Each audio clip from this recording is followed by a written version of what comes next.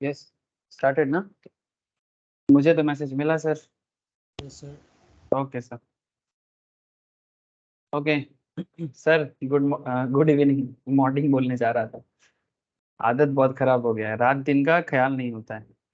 अच्छा देखो, तो स्टार्ट करने जा रहे हैं सर आज का इकोनॉमिक्स क्लास। इकोनॉमिक्स में मैंने रिसेंटली आप लोगों को डिमांड का कंप्लीट आइडिया दिया सर। सो जिन लोगों ने डिमांड कर लिया वो लोग एंजॉय करें डिमांड को, क्योंकि डिमांड एंजॉय करना चाहिए। अब डिमांड का एक एक्सटेंडेड पार्ट है, उसका नाम है कंज्यूमर बिहेवियर। ठीक है, मैंने डिमांड का एप्लीकेशन बोल सकते हो आप, या फिर एप्लीकेशन नहीं, डिमांड का एक और थोड़ा सा लेवल अप प्रयोग बोल सकते हो, जिसको कंज्यूमर बिहेवियर के साथ कनेक्ट किया गया। Because it's a very simple area sir, कि जब हम लोग एक बिजनेसमैन, ठीक है, अपने आप को ना एक एंटरप्रेन्योर या बिजनेसमैन की तरह 2 मिनट सोचो। ठीक है, ज्यादा नहीं, 2 मिनट सोचो। जब हम लोग कोई प्रोडक्ट का बिजनेस करना चाहेंगे, ठीक है, आप लोगों को में से किसी को इच्छा है सर बिजनेस करने का? अगर इच्छा है ना बिजनेस का, या फिर एग्जिस्टिंग बिजनेस है, ठीक है, या तो बिजनेस का इच्छा है या तो फिर एग्जिस्टिंग बिजनेस है। आप लोग एक बात मेरा ध्यान से सुनना सर, कि जब एग्जिस्टिंग बिजनेस होता है या आपको कोई न्यू बिजनेस बनाना होता है, आप एक प्रोडक्ट या सर्विस चूज करते हो, है ना? हेलो, या तो आप कोई प्रोडक्ट का बिजनेस करोगे या फिर कोई सर्विस का बिजनेस करोगे। हेलो, सही है ना सर बात? थोड़ा सा फुकारा भरता रहिएगा, हाँ या ना? या तो आप प्रोडक्ट का बिजनेस करोगे या फिर सर्विस का बिजनेस करोगे। नाउ क्वेश्चन इज दैट, जब हम लोग बिजनेस के बारे में सोचते हैं तो प्रोडक्ट का डिमांड के बारे में बिल्कुल सोचते हैं, है ना? कि इस प्रोडक्ट का अगर बिजनेस करना है तो वो प्रोडक्ट मार्केट में कितना चलेगा। यस और no? Please tell me sir. जब भी हम लोग बिजनेस के बारे में सोचते हैं तो प्रोडक्ट चलेगा कि नहीं चलेगा मार्केट में, जिसको लेके हम लोग बैठेंगे अपना दुकान लेके। वो दुकान छोटा दुकान भी हो सकता है या फिर बड़ा बड़ा दुकान भी हो सकता है सर। कोई छोटा मोटा दुकान भी हो सकता है, कोई मीडियम टाइप ऑफ दुकान भी हो सकता है, या फिर बड़ा कंपनी भी हो सकता है। अल्टीमेटली बिजनेस तो बिजनेस होता है। उसको स्मॉल स्केल्स में करो तो उसको स्मॉल बिजनेस कहते हैं, उसको मीडियम स्केल में करो तो उसको मीडियम बिजनेस कहते हैं, उसको लार्ज स्केल में करो तो उसको क्या बोलते हैं सर? उसको लार्ज बिजनेस बोलते हैं। बात तो वही है। नॉर्मल मोची जो रोड साइड में मोचीगिरी करते हैं सर, जूता सिलते हैं, वो भी एक अपना बिजनेस कर रहे हैं कि वो जूता सिलता है, उसको वो कला आता है ना? उसको जूता सिलने का साइंस आता है या आर्ट आता है, जो भी बोलो आप, साइंस हो या आर्ट, लेकिन उसको बेच के वो अपना फैमिली चला लेता है। खादिम्स या बाटा या एडिडास या प्यूमा, जो भी आपको पसंद है, वो भी जूता ही सिलता है। सुनने में थोड़ा सा ऑड लग रहा होगा बट दैट्स अ ट्रूथ, है ना? वो भी जूता सिलता है। अब आप कोई बोलेगा सर वो खुद नहीं सिलता है, थर्ड पार्टी से लेके देता है, वो डिजाइन बताता है। हाँ चलो कोई बात नहीं, काम तो वही हुआ ना। थर्ड पार्टी माने, मानो कि स्पेशल ऑर्डर लेता है, फिर कुछ लोग जो मोची का काम करते हैं, स्पेशलिस्ट मोची होते हैं, उनको जाके बोलते हैं कि मेरे को ऐसा डिजाइन वाला प्रोडक्ट चाहिए, आप बना के दो, बदले में मैं आपको इतना पैसा दूंगा। लेकिन खुद जब आप किसी प्रोडक्ट के बारे में नहीं जानोगे तो फिर मार्केट में आप कैसे चलाओगे उसको? तो मैं कहना ये चाहता हूँ कि खादिम्स बाटा भी मोची है सर, हाँ कॉबलर है, लेकिन वो कॉबलर को कॉर्पोरेट लेवल में लेके चला गया। वो कॉबलर कॉन्सेप्ट को कॉर्पोरेट लेवल में लेके चला गया, कि आज अगर कोई बाटा या खादिम्स में काम करते हैं, चार्टर्ड का जॉब करते हैं, या फिर सीएमए बन के काम करते हैं, तो फिर वो कंपनी को ही चला रहा है। ऐसे उनको जरूरत बहुत होता है, सीएसए सीएमए का जरूरत बाटा को, खादिम्स को बहुत होता है। ठीक है सर, बात को समझे, इसके पीछे का कहानी को समझे। मैं क्यों ये सब बात स्टार्टिंग में ही छेड़ दिया? सर आप मोची के साथ बाटा का कंपेयर कर रहे हो? नहीं सर, मैं किसी को दुख देना नहीं चाहता, ठीक है, किसी को दिल पे ठेस नहीं पहुंचाना। आप मेरा बात को समझे, कि जब हम लोग डिमांड एनालिसिस करते हैं ना, तो कंज्यूमर बिहेवियर को भी देखना पड़ता है। कि भाई कंज्यूमर माने कस्टमर, ठीक है, कंज्यूमर माने इन सिंपल आम आदमी के भाषा में बोले तो कस्टमर। कि जो प्रोडक्ट मार्केट में मुझे बेचना है या जो सर्विस मुझे बेचना है, मार्केट में कंज्यूमर या कस्टमर जो अवेलेबल है, जो प्रोडक्ट लेने के लिए मेरा प्रोस्पेक्टिव बायर हो सकता है। प्रोस्पेक्टिव बायर माने आज नहीं लिया कल ले सकता है। प्रोस्पेक्टिव में यही होता है। एक होता है प्रेजेंट बायर जो ले रहा है, एक होता है पास्ट बायर पहले लिया था, पता नहीं फिर से कब आएगा। एक होता है प्रोस्पेक्टिव माने जो फ्यूचर में मेरा प्रोडक्ट परचेस कर सकता है, जिसको सबको इंतजार है, दुकान खोल के बैठा रहता है। जो प्रेजेंट बायर है ना, उनको लेके चिंता नहीं, क्योंकि वो तो अभी खरीद रहा है। जो पहले लिया था वो काफी दिन तक आया नहीं फिर से दुकान में, क्यों? पता नहीं कहीं दूसरा दुकान में चले गए क्या, क्या दूसरा प्रोडक्ट पसंद आ गया क्या? तो अपने पुराने कस्टमर को वापस अपने दुकान में कैसे लाए? या फिर जो अभी तक मेरे दुकान पे नहीं आया, सर बात को समझे, जो अभी तक मेरे दुकान में नहीं आया, मैं चाहता हूं कि मेरे दुकान में नया नया कस्टमर आए। दुकान कोई सा भी हो, दुकान जूता का हो, दुकान कपड़े का हो, दुकान कोई सर्विस का हो, कोई सा भी हो, फर्क नहीं पड़ता सर। लेकिन अगर आप कंज्यूमर बिहेवियर के हिसाब से, अगर आप कंज्यूमर बिहेवियर के हिसाब से डिमांड को एनालिसिस नहीं करोगे, या डिमांड के हिसाब से कंज्यूमर बिहेवियर पे एनालिसिस नहीं करोगे, तो आप कैसे बिजनेस चलाओगे? प्लीज पहले मुझे इस बात का कंफर्मेशन दो सर, कि ये पॉइंट समझ में आएगा नहीं। मैं ज्यादा नहीं बोला, सिंपल बोला, प्लीज मुझे बताओ इतना कि बात समझ में आ रही है नहीं, फिर मैं आपको धीरे धीरे हर पॉइंट में लेके चलता हूँ सर। एक्चुअली मैंने क्यों ये सब बोला, क्योंकि ये जो टॉपिक है ना, डिमांड के बाद ही ये टॉपिक पढ़ा जाता है। अभी तक मैंने सप्लाई नहीं पढ़ाया, मैं कंज्यूमर बिहेवियर पढ़ा रहा हूँ। लास्ट वीक मैंने कंज्यूमर बिहेवियर का कुछ इंट्रोडक्शन पॉइंट पे बात किया था।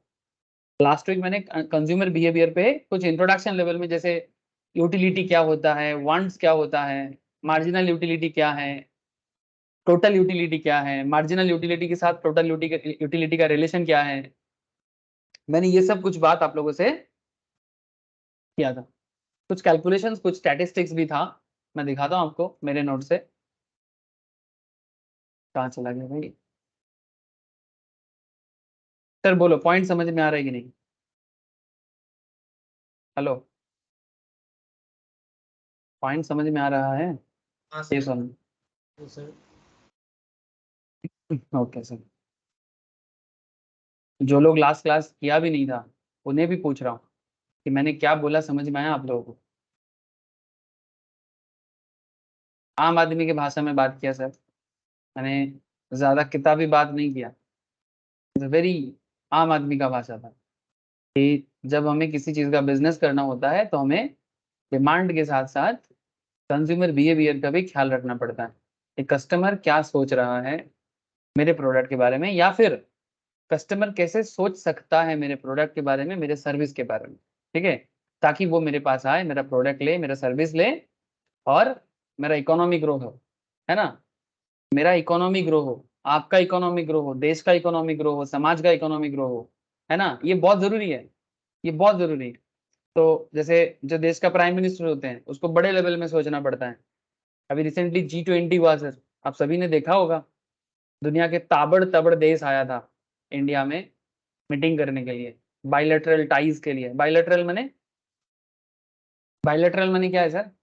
मैंने दो देशों के बीच में, मेरा प्रोडक्ट तुम लो, तुम्हारा प्रोडक्ट हमें दो, मेरा सर्विस तुम लो, तुम्हारा सर्विस हमें दो। समझ रहे कुछ बात मेरा? ठीक है। ये जो अमेरिका के साथ इंडिया, फ्रांस के साथ, कनाडा के साथ, जापान के साथ, ये जो इंडिया बैठ के क्या कर रहा था, ये मीटिंग क्यों होता है? ये मीटिंग इसलिए होता है क्योंकि दुनिया भर में जो भी बड़े बड़े देश हैं, या जो भी छोटा छोटा देश भी है, सबके हित के लिए दुनिया एक कॉमन पॉइंट पे काम करे। ठीक है, उसमें प्रॉपर एक इकोनॉमिक पीस भी स्टैब्लिश हो। इकोनॉमिक पीस माने अगर आर्थिक रूप से हर एक देश पीस एंजॉय कर रहा है ना, तो फिर बाकी प्रॉब्लम भी सॉल्व हो जाएगा। सिंपल बात है। एक कहावत है सर, हमारे इंडिया में बड़ा फेमस कहावत है। कहते हैं कि खाली पेटे धर्मो है ना। मैं बंगाली में बोला बात को। खाली पेट माने जब हमें भूख लगता है ना, तो जब हम सबको भूख लगता है ना, तो भूखा पेट में ना कोई भी स्पिरिचुअल काम नहीं होता है। अगर भूखा पेट में कोई बोले कि भाई भगवान का नाम लो या गॉड का नाम लो, जिसका भी नाम लेना है आपका, जो भी स्पिरिचुअल कॉन्सेप्ट है, ठीक है, भगवान अल्लाह जो भी है, तो मैं कहना ये चाह रहा है कि ऐसे कहावत है कि भूखा पेट में धर्म नहीं होता है। जो भी स्पिरिचुअल काम है या कोई भी बड़ा पूजा का काम है, कुछ भी भूखा पेट में नहीं होगा। पेट भरा रहेगा, एटलीस्ट भरा माने ओवरडोज नहीं, ओवरडोज नहीं माने कॉन्सेप्ट इज दैट कि जितना जरूरी आप आपके पेट में खाना हो और फिर जाके आप जो भी आपका काम है वो आप कर सकते हो। ठीक है, मैं कहना क्या चाह रहा था, मैं कहना ये चाह रहा था कि अगर कंट्री का इकोनॉमिक स्टेबिलिटी है तो जाके आगे का हर एक चीज प्रॉपर होगा। बट अगर इकोनॉमिक स्टेबिलिटी नहीं है ना, चाहे वो कोई भी कंट्री हो, इंडिया हो, बांग्लादेश हो, पाकिस्तान हो, श्रीलंका हो, अफगानिस्तान हो, सीरिया हो, व्हाटएवर जो भी देश है, चाहे वो मिडिल ईस्ट का हो, यूरोप का हो। आज यूरोप का देखो ना, यूरोप इतना स्टेबल क्यों लगता है? क्योंकि इकोनॉमिकली वो काफी पीस एंजॉय करते हैं, शांति है, पैसा का कमती नहीं है, पैसा का कमती नहीं है। अमेरिका को देखो आप, इकोनॉमिक पीस एंजॉय करते हैं। जापान को देखो आप, इकोनॉमिक पीस एंजॉय करते हैं। सर ये रातों रात नहीं हुआ है। अगर लास्ट 100 ईयर्स का हिस्ट्री देखा जाए या 200 साल का भी हिस्ट्री देखा जाए, तो ये लोग इकोनॉमी को काफी प्रॉपर वे में डेवलप किया है, जो इंडिया नहीं कर पाया। हाँ, इंडिया का एक प्रॉब्लम भी था कि इंडिया इतना दिन कुछ फॉरेन कंट्रीज के जकड़ में था, कॉलोनी था ना सर हमारा देश, तो ये प्रॉब्लम तो रहा है। बट फिर भी 75 ईयर्स हो गया है ना, तो 75 साल में हमने क्या किया? That's a very big question.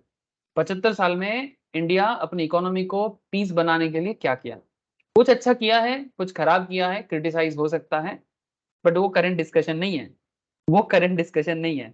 अगर आप धीरे धीरे अपना इकोनॉमी का नॉलेज डेवलप करोगे तो धीरे धीरे आप एक दिन ऐसा आएगा कि क्या अच्छा है क्या बुरा है आप खुद भी एनालिसिस कर पाओगे और उसके हिसाब से चल पाओगे। एग्जामिनेशन डिपार्टमेंट, चाहे सीए हो, सीएस हो, सीएमए हो, एमबीए हो, बीबीए हो, जो भी आपका इकोनॉमिक्स का एरिया हो, वो यही चाहते हैं कि आप इकोनॉमिकली साउंड हो, आपका इकोनॉमिक नॉलेज साउंड हो। साउंड बने प्रॉपर हो। सर चलो सर पॉइंट पे आ जाओ, मुद्दे पे आ जाओ। यस सर, मुद्दे पे आना पड़ेगा। मुद्दा क्या है? मुद्दा ये है, लास्ट दिन मैं जहां छोड़ा था मैं वहीं से स्टार्ट करूंगा। ठीक है, लास्ट दिन मैं पॉइंट को जिस पॉइंट पे छोड़ दिया था मैं उसी पॉइंट पे वापस स्टार्ट करता हूँ sir. Theory of consumer behaviour, जहां पर मैंने ये सिखाया था आप लोगों को कि सर व्हाट इज यूटिलिटी। काफी कुछ लोगों ने मुझे सवाल भी किया था कि सर यूटिलिटी क्या होता है। ठीक है, यूटिलिटी माने जरूरत, ह्यूमन सेटिस्फैक्शन, कोई प्रोडक्ट या सर्विस यूज करके उसका सेटिस्फैक्शन। जैसे आप लोग पढ़ाई कर रहे हो, पढ़ाई करने के बाद उसका सेटिस्फैक्शन क्या है? पास करोगे, पास करोगे, पहला सेटिस्फैक्शन। सेकंड, इकोनॉमिकली या फाइनेंशियली एस्टेब्लिश होंगे, एक अच्छा नौकरी चाहिए, या फिर अगर बिजनेस है तो बिजनेस में डेवलपमेंट चाहिए, कुछ तो है ना सर। तो अगर आप ये जो सीए का पढ़ाई कर रहे हो, सीएमए का पढ़ाई कर रहे हो, सीएफए का पढ़ाई कर रहे हो, आप लोग बहुत सारे लोग शेयर मार्केट का पढ़ाई कर रहे हो, क्यों कर रहे हो? ताकि आगे जाके आप अपना फाइनेंशियल डेवलपमेंट कर पाओ, है ना, आप अपना इकोनॉमिकल डेवलपमेंट कर पाओ, वो उसका यूटिलिटी है। ये सीए पढ़ने का यूटिलिटी है, सिंपल बात है सर। ठीक है, सो कहने का मतलब बहुत सिंपल है। ये सब मैंने लास्ट दिन बताया था, वांट्स क्या है, ठीक है, वांट्स क्या है, यूटिलिटी क्या है, ठीक है, वांट्स क्या है, यूटिलिटी क्या है, ये मैं बोला था लास्ट दिन को। फिर मैंने आपको कैलकुलेशंस के पार्ट में आ गया था सर, जहां पर मैंने आपको ये भी समझाया था, या फिर क्लास डिस्कशन ये था कि टोटल यूटिलिटी क्या है, मार्जिनल यूटिलिटी क्या है। ये भी हुआ था। जिन लोगों का लास्ट क्लास मिस है ना, वो प्लीज मेरे से लिंक लेके प्रीवियस लेक्चर्स को जल्दी जल्दी कंप्लीट कर लिया करें। ठीक है, क्योंकि बहुत इंपॉर्टेंट डिस्कशन हुआ था सर। मैंने सैटिटी के बारे में बताया था, फुल सैटिटी के बारे में बताया था, मार्जिनल यूटिलिटी का कैलकुलेशन सिखाया था आप लोगों को। फिर सबसे इंटरेस्टिंग जो स्टैटिस्टिकल डिस्कशन हुआ था वो ये था कि total utility and marginal utility पे रिलेशन क्या है। Total utility and marginal utility पे रिलेशन क्या है? मैं एक काम करता हूँ सर, जिन लोगों ने लास्ट क्लास कर लिया है कॉन्ग्रेचुलेशन, जो लास्ट क्लास नहीं किया है, ठीक है, और जो लास्ट क्लास किया भी है, एक चीज, एक एक काम करते हैं सर, एक छोटा सा काम करेंगे। आपको मैं एकदम हार्डली 5 मिनट का एक रिवीजन दूंगा। ठीक है, मैं ज्यादा नहीं बोलूंगा, जस्ट कॉन्सेप्ट बोलूंगा। ठीक है, जस्ट कॉन्सेप्ट बोलूंगा कि ये यूटिलिटी चैप्टर से इकोनॉमिक्स में हमें क्या सीखने को मिलता है। क्योंकि क्यों बताना है मैं बताता हूँ, क्योंकि आज ना कुछ इंपॉर्टेंट डिस्कशन करना है, जैसे कि मार्जिनल यूटिलिटी एनालिसिस। ठीक है, मार्जिनल यूटिलिटी एनालिसिस।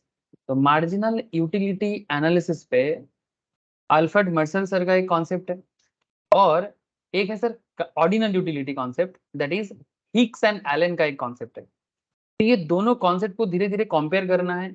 फिर मैं आपको ना ये वाला बताऊँगा कि कंज्यूमर सरप्लस क्या होता है, कंज्यूमर सरप्लस क्या होता है, सब धीरे-धीरे समझ में आएगा। कंज्यूमर सरप्लस क्या होता है, फिर आपको मैं ये भी बताऊँगा कि बजट क्या होता है, ठीक है? ग्राफिकल प्रेज़ेंटेशंस भी बताऊँगा, इंडिफरेंस कर्व क्या होता है, ठीक है? ये ग्राफ भी सम सिखाऊँगा सर। थोड़ा पेशेंस का ज़रूरत है। कुछ ज़रूरत है तो सीखने का इच्छा और पेशेंस। तो इतना ही चाहिए सर, बाकी थोड़ा समय दो।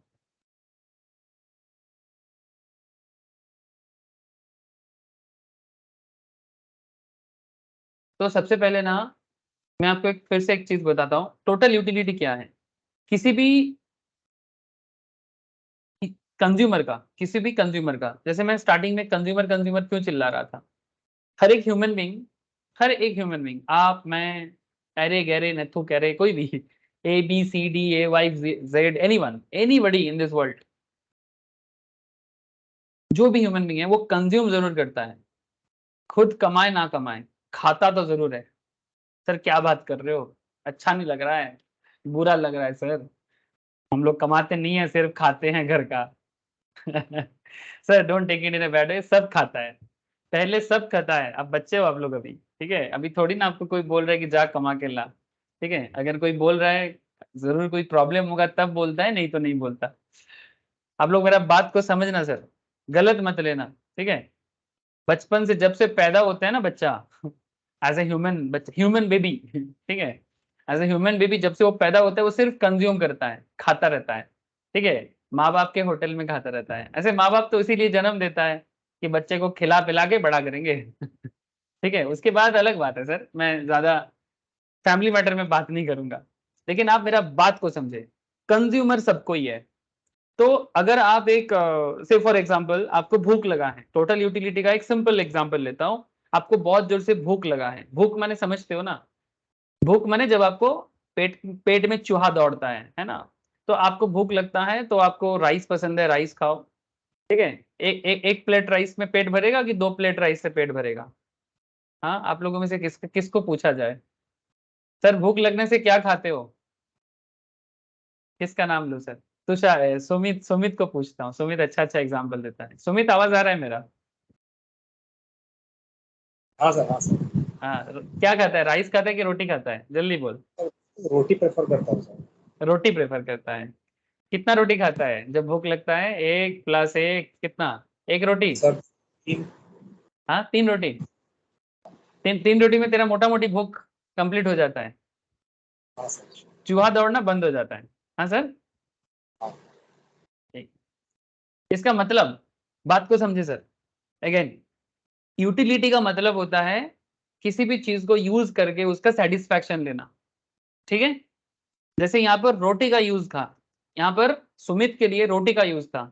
सुमित को भूख लगता है तो सुमित को 3 रोटी चाहिए होता है। ठीक है सर? बात को समझे। यहाँ पर मैं सुमित को बलि का बकरा बनाया एग्ज़ाम्पल के लिए। किसी के ऊपर भी एग्ज़ाम्पल सूट कर सकता है।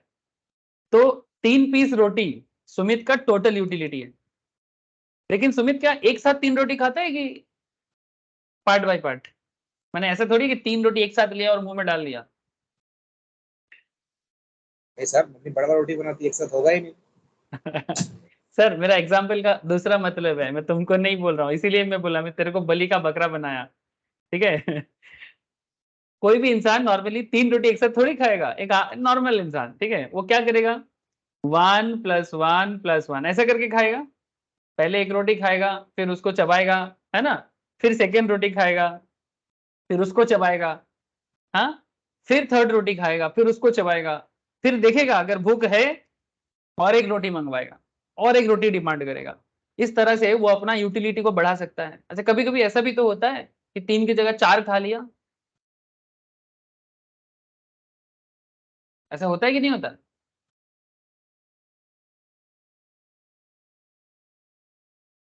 जैसे कभी कोई रिलेटिव घर में गए तो थोड़ा-सा क्या करते हैं, फ़ोर्स करते हैं, "अरे बेटा इतना बड़ा लड़का है, इतना बड़ा शरीर है, क्या कर रहे हैं 3 रोटी से क्या होगा, 4 खा ले।"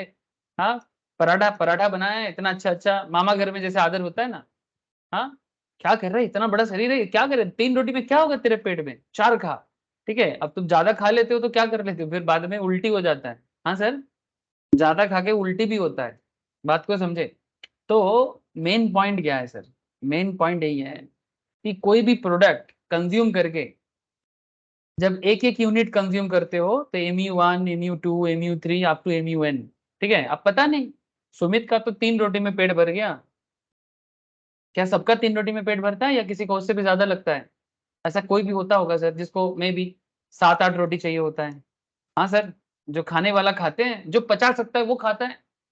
खाने के साथ शरीर का कोई कनेक्शन नहीं है। मैं पतला पतला लड़का देखा हूँ, लड़का लड़की, कि वो पचा सकता है, उसका उसका उसका डाइजेस्टिव सिस्टम में दम है सर ठीक है। तो डाइजेस्टिव सिस्टम में अगर दम है तो 3 रोटी क्या 30 रोटी भी पचा लेगा, ठीक है। पचाना मैंने डाइजेशन करना, ठीक है। लेकिन अगर दम नहीं है तो एक रोटी नहीं पचा सकता, ठीक है। सो पॉइंट इज दैट ये MUN एक यूनिवर्सल कॉन्सेप्ट है कि आपका किसी भी कंज्यूमर का टोटल यूटिलिटी 1 2 3 करके अप टू n नंबर तक जा सकता है। ये मैथमेटिकल एक एप्लीकेशन है, समझ रहे हो। तो इसको प्यार से कहते हैं समेशन MU, समेशन MU यानी मार्जिनल यूटिलिटी का टोटल। अब बात है सर, टोटल यूटिलिटी का मतलब हुआ मार्जिनल यूटिलिटी का समेशन। अब मार्जिनल क्या हो गया सर, मार्जिनल माने वही, इसीलिए मैंने सुमित को पूछ रहा था कि सुमित मुझे इतना बता कि एक साथ 3 रोटी खाता है कि एक एक करके खाता है। तो सुमित ने बोला कोई थोड़ी ऐसा खाता है सर, हम पागल थोड़ी है कि मैं एक साथ 3 रोटी खा लूंगा, जैसे 3 साल कोई खाने नहीं दिया। ऐसा होता है ना, काफी देर तक कुछ खाया नहीं, एक साथ मिला है सब खा लिया, तो थोड़ा अलग चीज हो गया। लेकिन नॉर्मली क्या है, पहले एक पीस खाएगा, फिर एक पीस खाएगा, फिर एक पीस खाएगा। ये एक एक पीस जो हो गया ना, ये मार्जिनल यूटिलिटी होता है सर। एक एक पीस जो है इसे मार्जिनल यूटिलिटी कहते हैं। हेलो, प्लीज मुझे थोड़ा हाँ ना बताइएगा सर, इतना सा समझ याद आ रहा है कि नहीं? ये मैंने लास्ट दिन भी बोला था, रिवाइज हो गया सबका? Please tell me. अरे इतना तो याद आ रहा होगा कि तुषार, सोमनाथ, बोलो सर, ভূমিশা মনে পড়ছে? স্যার হ্যাঁ কি হয়েছে? স্যার বলছি মার্জিনালটা আর একবার বলবেন? আরো একবার বলবো? আরে বলো, চলো স্যার। মার্জিন মানে হচ্ছে এক একটা ইউনিট, ঠিক আছে, টোটাল ইউনিটের একটা পার্ট হচ্ছে মার্জিন, ঠিক আছে। से फॉर एग्जांपल यहाँ पर एक फॉर्मूला आता है सर, मार्जिनल यूटिलिटी का एक फॉर्मूला होता है। फॉर्मूला क्या होता है? Change in total utility divided by change in quantity consumed. ध्यान से देखना सर, कंसेंट्रेशन हटा दुर्घटना घटा, कंसेंट्रेशन मत हटाओ। मैं कोई रॉकेट साइंस नहीं बोल रहा हूं, जिंदगी का बात है, जिंदगी में ही समझ में आ जाएगा। उसी को समझ में नहीं आएगा जो कंसेंट्रेशन लैग करेगा, क्योंकि मैं एक एक पॉइंट में 10 बात करता हूं। सुनो sir, change in total utility divided by change in quantity consumed, ये फॉर्मूला है मार्जिनल यूटिलिटी का। अब ये फॉर्मूला बहुत इजी है। कैसे इजी है? से फॉर एग्जांपल आप किसी प्रोडक्ट का, पहले मानो आप, आपका यूटिलिटी था, जैसे यहाँ पर एग्जांपल है देखो, पहले आप मानो कोई प्रोडक्ट का 10 यूनिट लेते थे, कोई भी प्रोडक्ट, ठीक है, 10 ग्लास पानी लेते थे या 10 लीटर पानी लेते थे, कुछ भी। तो पहले आपका यूटिलिटी था 10। अब 10 लीटर से आपका यूटिलिटी हो गया, चेंज होके हो गया 18। ध्यान से सुनना सर, जब आपका 1 यूनिट कंजम्पशन था तो उसमें 10 लीटर मिलता था, 2 यूनिट में आपको 18 मिलता है। माई क्वेश्चन इज दैट 10 से 18 का चेंज कितने का चेंजेस है? मैथमेटिकली मुझे बताओ, भूमिशा बोल, 10 से 18 कितना चेंज है? 8 8। ओके, सो 10 से 18 का चेंज माने 8 का change. This 8 is your marginal utility. ये जो 8 है ना, this is your marginal utility. ये मैंने लास्ट क्लास में काफी अच्छे से समझाया था, क्योंकि अब तो मैं रिवाइज करा रहा हूँ। लास्ट क्लास में तो मैं धीरे धीरे बात किया था, क्योंकि वहां पर मुझे सिर्फ इसी टेबल को समझाना था। प्लीज मेरा बात को समझे। तो ये जो चेंज है ना, तो चेंज इन टोटल यूटिलिटी, पहले तुम कोई भी चीज, तो पहले 10 मिठाई खाते थे, अब तुम 18 मिठाई खा रहे हो, तो तुम्हारा यूटिलिटी क्या हो गया? कोई भी चीज में आप सोच सकते हो, पहले 10 स्वीट लेते थे, अब 18 स्वीट लिया, तो 10 से 18 हुआ। कैसे हुआ? 18 होने पे टोटल 18 हो गया, तो चेंज इन टोटल यूटिलिटी कितना है? 18, है ना। चेंज इन मतलब चेंज कितना है? 8, है ना। चेंज कितना है? 8। 10 से 18 टोटल यूटिलिटी चेंज हो गया 8। टोटल यूटिलिटी चेंज कितना हो गया? 8। Divided by quantity consumed. पहले 1 यूनिट कंज्यूम करते थे, अभी 2 यूनिट कर रहे हो, तो 8/1 चेंज इन क्वांटिटी कंज्यूम्ड। पहले 1 यूनिट के अंदर 10 आता था, अभी 2 के अंदर 18 है। ठीक है, तो 1 से 2 का चेंज, 1 से 2 का चेंज, तो इसमें कितना चेंजेस है 1, तो यूनिट कंज्यूम कितना है 1, तो 8/1 कितना है 8। अब ये आप लोग मुझे पूछे थे कि सर ये यूटिलिटी का नंबर कहाँ से मिला आपको, ये मेरे को लास्ट दिन पूछा गया था कि सर आपने कैसे सोच लिया कि 1 यूनिट बने 10 टोटल यूटिलिटी, या 2 यूनिट बने 18 टोटल यूटिलिटी, 3 यूनिट बने 24 यूटिलिटी, ये आपको कहाँ से मिला? सर ये यूटिलिटी ना एक सेटिस्फैक्शन का मेजरमेंट है। ठीक है, आप इसको 10 के जगह अगर 100 भी दे देते ना फर्क नहीं पड़ता, 18 के जगह 180 भी दे देते फर्क नहीं पड़ता। आप जो भी मेजरमेंट करें उसको एक फॉर्मेट में मेंटेन करें। सर क्यों, कैसे मेंटेन करना है, ये भी मैंने लास्ट दिन बताया था कि किसी भी चीज का टोटल यूटिलिटी का एक नंबर आपने दिया होगा कि 1 यूनिट कंज्यूम करने से टोटल यूटिलिटी 10 है। ठीक है, अच्छा ये 10 कहां से मिला, ये मार्जिनल से जुड़ के आया।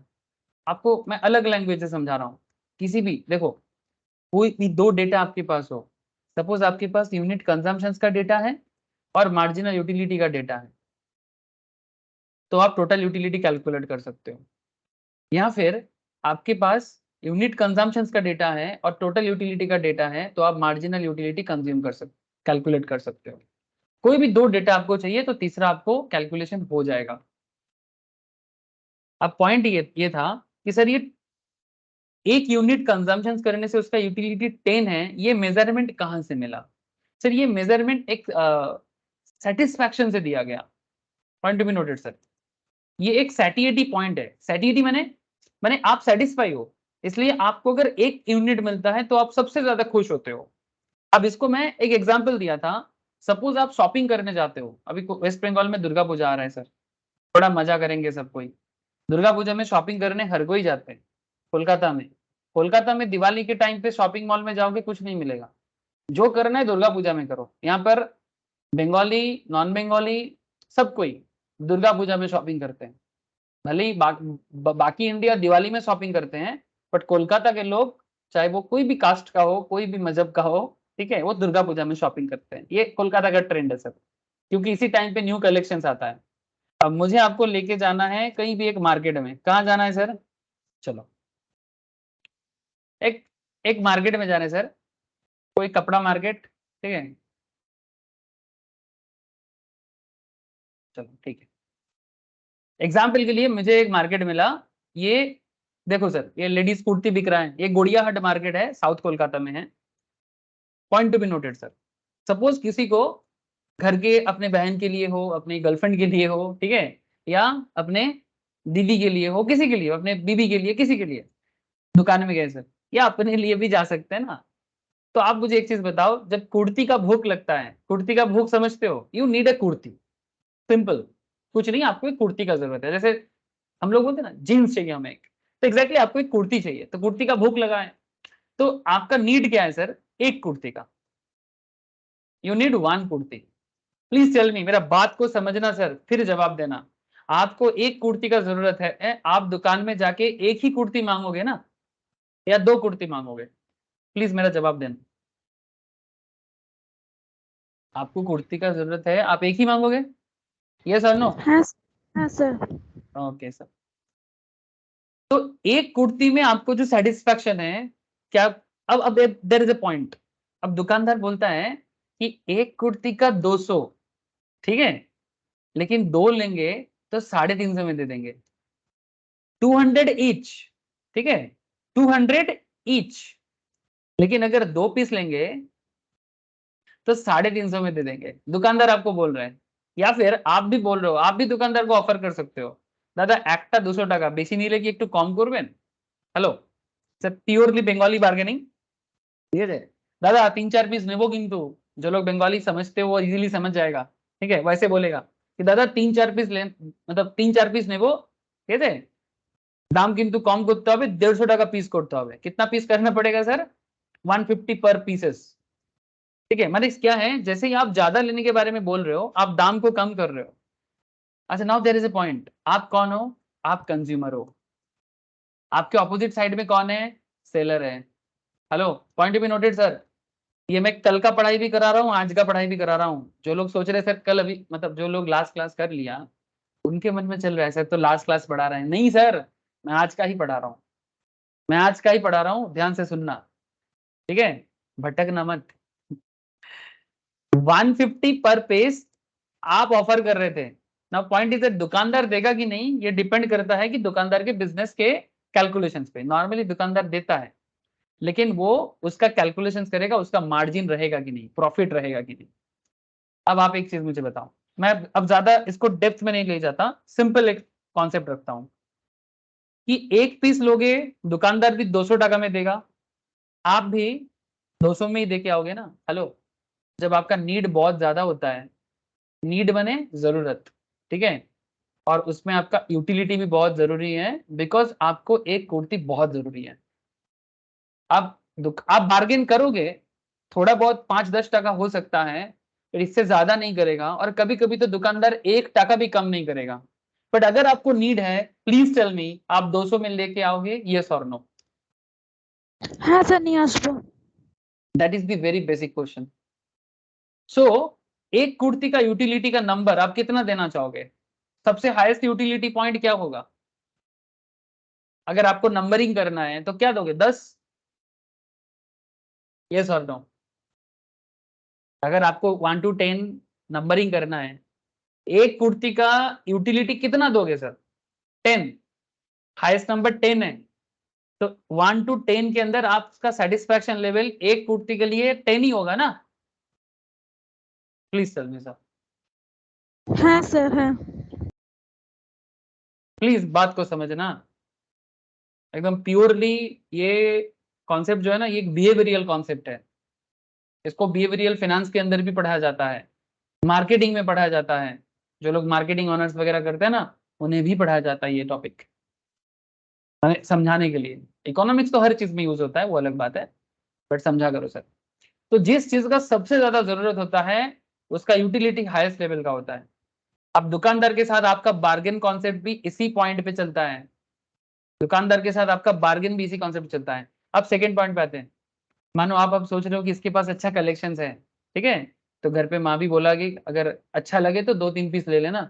हेलो, माँ क्या बताए आपको कि अगर ठीक ठाक लगे तो 2-3 पीस ले लेना। मानो किसी को ये व्हाइट पहले पसंद हुआ था, ठीक है, अब ब्लैक भी ठीक ठाक लग रहा है, बट ब्लैक और उसके बाद ये पर्पल कलर का भी एक है, पर्पल नहीं क्या है ये पता नहीं, जो भी हो, ये ग्रीन भी अच्छा लग रहा है मानो, ठीक है, तो 1 2 3 4 जरूरत था एक का, सेकेंड थर्ड एंड फोर्थ जरूरी है क्या या सेकेंडरी है?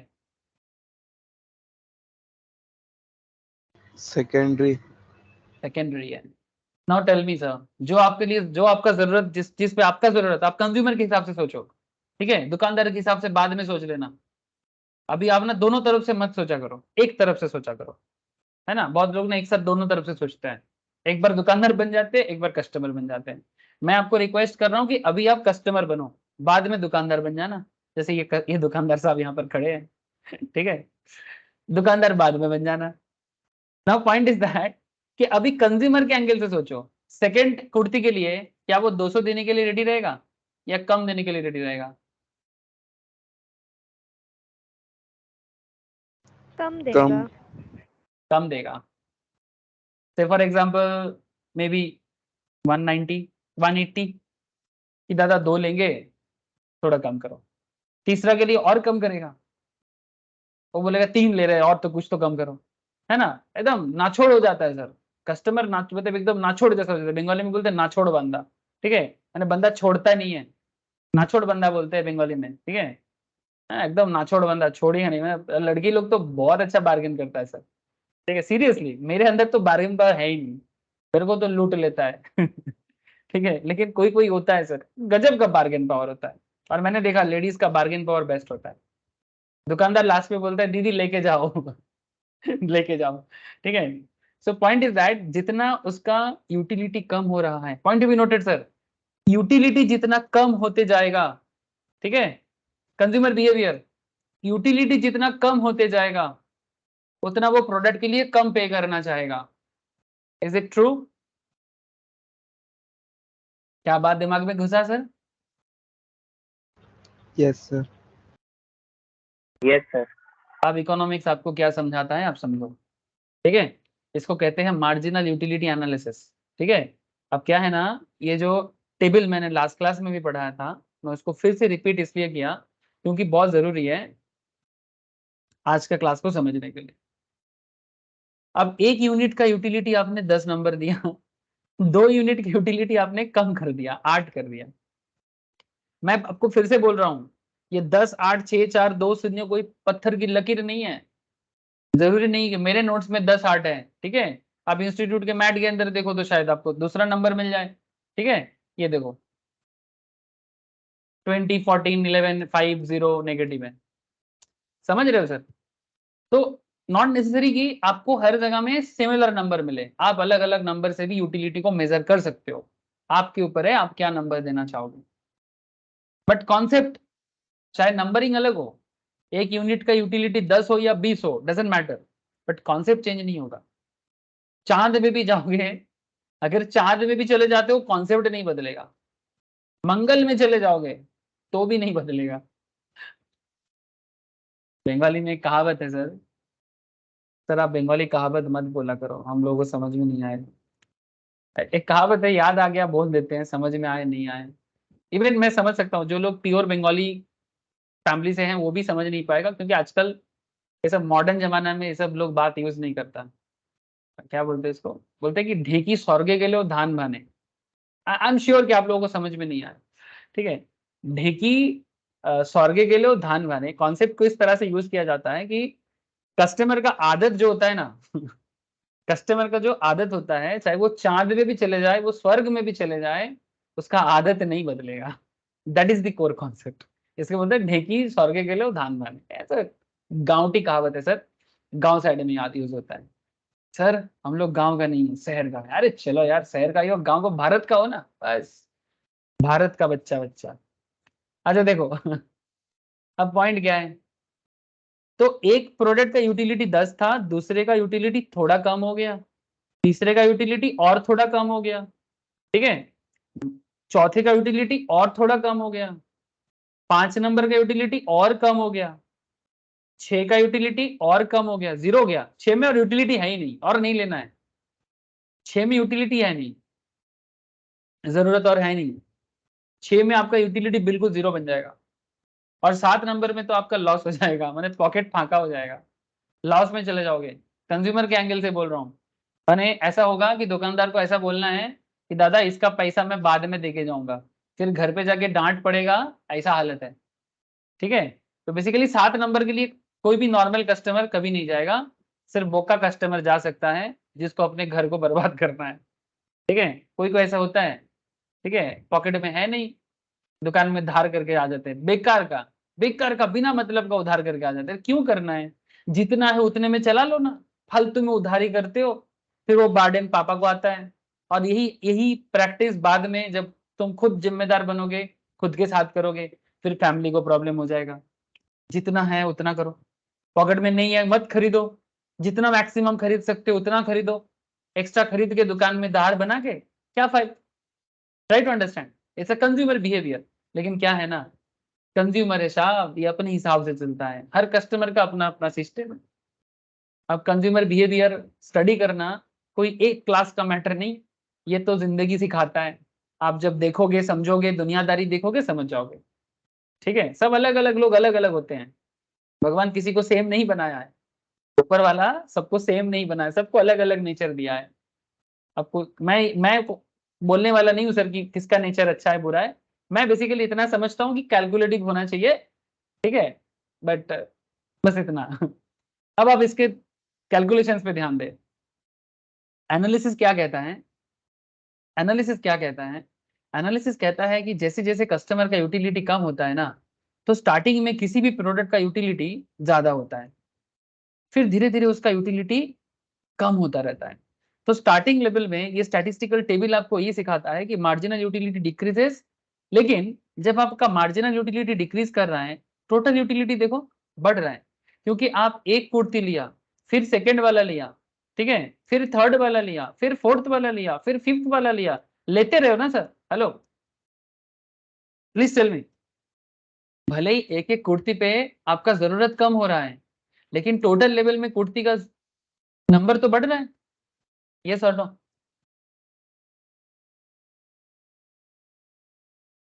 भले ही आपका एक एक कुर्ती पे जरूरत कम हो रहा है, सेकेंड यूनिट थर्ड यूनिट के लिए जरूरत कम है आपका, इसलिए आप कम पे करना चाहते हो as a customer, but please tell me number of total utility बढ़ रहा है कि नहीं बढ़ रहा है? यस सर, बढ़ रहा है। बढ़ रहा है। अब यही चीज शॉपिंग मॉल में आप कभी ऑब्जर्व किए कि किस तरह से बड़े बड़े शॉपिंग मॉल आपको ट्रैप में डालते हैं? ऐसे बिग बाजार में या कोई भी, बिग बाजार तो भले ही आजकल बंद हो गया, छोड़ो, कंपनी उठ गया है, लेकिन शॉपिंग मॉल का कल्चर है। सपोज आप मानो 2000 का शॉपिंग करने गए, ठीक है, आपका एक्चुअल 2000 का जरूरत था चीजों का, फिर आपको ट्रैप में डाल दिया कि अगर कोई कस्टमर 5000 का शॉपिंग करता है, उसे 500 का डिस्काउंट कूपन मिलने वाला है। अब ये कंज्यूमर बिहेवियर को देखते हुए, हेलो हेलो, ये कंज्यूमर बिहेवियर को देखते हुए दुकानदार अपना चाल चलता है।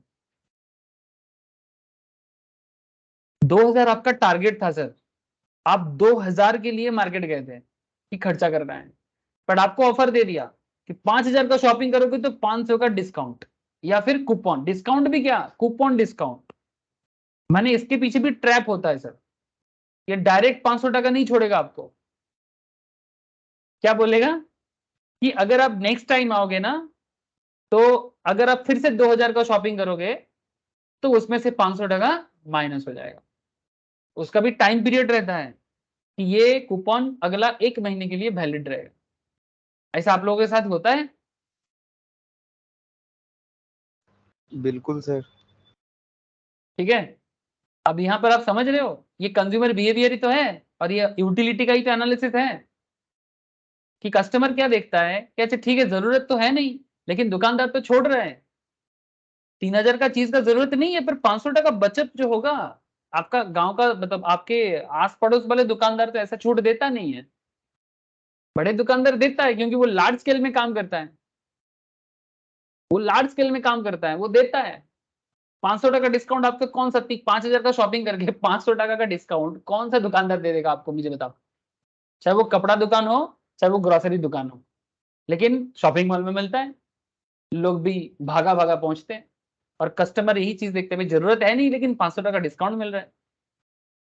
ये कंज्यूमर बिहेवियर है, जो इकोनॉमी को समझता है, जो इकोनॉमी का दिमाग को समझता है, ठीक है, जो मार्केट को स्टडी करता है, वो इस तरह से बिजनेस को बढ़ा सकता है। ये मैं आपको प्रैक्टिकल एप्लीकेशंस बताया कि कहाँ यूज होता है। चलो सर, तो मार्जिनल यूटिलिटी पहले 10 था, फिर 8 हुआ, फिर 6 हुआ, लेकिन जैसे जैसे यूटिलिटी कम हो रहा है वैसे वैसे आपका टोटल बढ़ते जा रहा है। लेकिन ऐसा थोड़ी है कि दुकानदार कुछ भी ट्रैप में डाले, आप पॉकेट खाली करके आ जाओगे। एक टाइम ऐसा आएगा जब आप बोलोगे नहीं नहीं भाई, कुछ भी ऑफर करे, हम हमारा यूटिलिटी पूरा हो गया। तो आपका मार्जिनल यूटिलिटी जब जीरो में आ जाता है, जब आपका मार्जिनल यूटिलिटी जीरो में आ जाता है, आप समझ लो कि आपका टोटल यूटिलिटी पूरा हो गया, जिसका नंबर यहाँ पर 30 है, जिसका नंबर यहाँ पर 30 है, 30। इसके बाद आपको प्रोडक्ट अगर फिर भी कोई लेता है ना, तो यूटिलिटी माइनस पे चला जाएगा, ये जरूरत नहीं है। और एज ए कंज्यूमर आप यहाँ पर बेसिकली अब आप ट्रैप में पड़ गए, अब आपका पैसा बेकार जा रहा है। सिंपल बात है, अब आपका पैसा बेकार जाएगा पूरा का पूरा। अब ये जो 28 समथिंग जो भी चल रहा है ना, अब आपका कंज्यूमर के हिसाब से देखो तो वो अभी लॉस में जाएगा, क्योंकि टोटल यूटिलिटी क्या हो रहा है, गिर रहा है आपका, क्योंकि आपका मार्जिनल यूटिलिटी नेगेटिव में जा रहा है। इसको मैं आपको बिजनेस के एंगल से भी समझाऊंगा, इसको मैं आपको बिजनेस के एंगल से भी समझाऊंगा, दोनों एंगल, ऐसे मैं दोनों एंगल से समझाऊंगा, कंज्यूमर बिहेवियर भी समझाऊंगा और उसको बिजनेस एंगल से भी समझाऊंगा। सो आपको फिलहाल इतना याद रखना है सर, मार्जिनल यूटिलिटी हमेशा पहले डिक्रीज करता है, बट जब जैसे जैसे मार्जिनल डिक्रीज करेगा टोटल इंक्रीज करेगा, but up to certain level. जैसे अप टू 6 यूनिट कंजम्पशन तक टोटल यूटिलिटी इंक्रीज किया, फिर ऐसा टाइम आएगा जब मार्जिनल यूटिलिटी जीरो हो जाता है, तब टोटल यूटिलिटी मैक्सिमम होता है। फिर ऐसा समय आएगा जब मार्जिनल यूटिलिटी नेगेटिव हो जाता है, ठीक है। टोटल कभी नेगेटिव नहीं हो सकता, ऐसा तो आप बोल नहीं सकते ना कि मैंने कुछ खरीदा नहीं, 4-5 कुर्ती लेके आ गए और कुछ खरीदा नहीं, लेकिन टोटल यूटिलिटी नेगेटिव हो सकता है, मैंने आपका जरूरत अब मैंने कम हो सकता है, टोटल यूटिलिटी लेवल में ये कम जाएगा, लेकिन कभी नेगेटिव नहीं होगा। नेगेटिव अगर कुछ होता है तो वो मार्जिनल होता है। इसको ग्राफिकली भी बताता हूँ, रुक जाओ, इसको ग्राफिकली भी बताऊंगा आपको, ठीक है। तो ये है basically calculation on statistics and calculation. ये total utility and marginal utility का रिलेशन भी कहते हैं, ठीक है। Total utility is the sum of marginal utility, एक एक करके, जिसको जिसको मैंने लास्ट दिन क्या बोला था, बूंद बूंद से सागर। हाँ सर, क्या बोला था लास्ट दिन, बूंद बूंद से सागर, ठीक है। ड्रॉप ड्रॉप से क्या बनता है, ओशन बनता है, ठीक है। बूंद बूंद से सागर, बिंद बिंद बिंदु बिंदु में सिंधु, ठीक है। ये कहावत है कि एक एक बिंदु जो होता है ना, एक एक बूंद जो होता है ना, वो मार्जिनल है, और टोटल जो मिला आपको वो सागर है। That's a very simple concept. The relation between total utility and marginal utility VVIP concept है सर, और बहुत इंपॉर्टेंट कॉन्सेप्ट है इकोनॉमिक्स, माइक्रो इकोनॉमिक्स के एंगल से। So total utility is the sum of marginal utilities, ठीक है। In the above table MU always decline, marginal utility हमेशा decline करता है, and when marginal utility decrease total utility increase, when marginal utility 0 then total utility maximum, total utility maximum, this is called saturation point। इस point को saturation बोलते हैं। Saturation माने, saturation का क्या मतलब होता है सर, कोई बता सकते हो आप में से, व्हाट इज सैचुरेशन पॉइंट?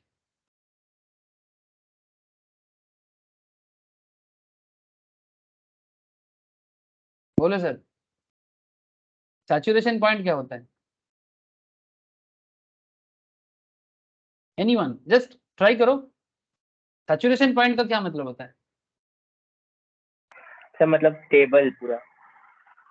हाँ, मैंने ये अपना अपर हाइट देख लिया है, कोई भी प्रोडक्ट अपना मैक्सिमम हाइट देख लेता है। जैसे एक कस्टमर, मैंने मानो ये दुकानदार है, ये दुकानदार साहब सोच रहा है कि ये जो दो लेडी आ रहे हैं ना इस तरफ, वो सोच रहे कि इसमें से एक कस्टमर बनेगा। अब इसमें से एक कस्टमर बना है, वो 4-5 कुर्ती लिया है, दुकानदार तो मन में सोच रहे कि 4 क्या पूरा दुकान उठा के चले जाए, लेकिन ऐसा थोड़ी होता है सर। हर कस्टमर का एक सैचुरेशन पॉइंट होता है, ठीक है। एक पॉइंट के बाद कस्टमर सेटिस्फाइड हो जाता है, चाहे वो 1 में हो जाए, 2 में हो जाए, 3 में हो जाए, बट सैचुरेशन पॉइंट में आता ही आता है, ठीक है। उसके बाद कस्टमर आपके पास नहीं रहेगा। या फिर ऐसा भी सोच सकते हो आप कि प्रोडक्ट का भी मार्केट सैचुरेशन हुआ है। प्रोडक्ट सैचुरेशन कैसे, यहाँ पर मैं एक कपड़ा दुकान का एग्जांपल दिया, इसको मैं लार्ज स्केल में आपको प्रूव कर सकता हूँ। जैसे मानो नोकिया का मोबाइल फोन, ठीक है। नोकिया का मोबाइल फोन एक टाइम पे लोगों के हाथ हाथ में घूमता था, 2005, 6, 7, 8। उसके बाद कस्टमर का सैचुरेशन पॉइंट आ गया, कंज्यूमर बिहेवियर में नोकिया के मोबाइल फोन में सैचुरेशन हो गया। सैचुरेशन माने वो एक अपना हाईएस्ट लेवल देख लिया, इसके बाद लोगों को और पसंद नहीं आने लगा, तो क्या कर दिया सर, लोग नोकिया छोड़ के दूसरे ब्रांड में शिफ्ट हो गए, क्योंकि दूसरा ब्रांड बेटर फैसिलिटीज दे रहा था, दूसरा ब्रांड बेटर फैसिलिटीज दे रहा था। तो दैट इज द पॉइंट। ये प्रोडक्ट में हो सकता है, सर्विस में हो सकता है, किसी भी चीज में हो सकता है। तो जब सैचुरेशन बने, कस्टमर अपना लेवल में सेटिस्फाइड है, हाईएस्ट लेवल में, इसके बाद वो उल्टी कर देगा, उसके लिए और सही नहीं होगा वो, उसके बाद मार्जिनल यूटिलिटी नेगेटिव हो जाता है। अब आपके मन में चल रहा होगा, सर कस्टमर का मार्जिनल यूटिलिटी नेगेटिव, इससे दुकानदार का क्या? हेलो, कस्टमर का मार्जिनल यूटिलिटी नेगेटिव के साथ दुकानदार का क्या कनेक्शन? एनीवन?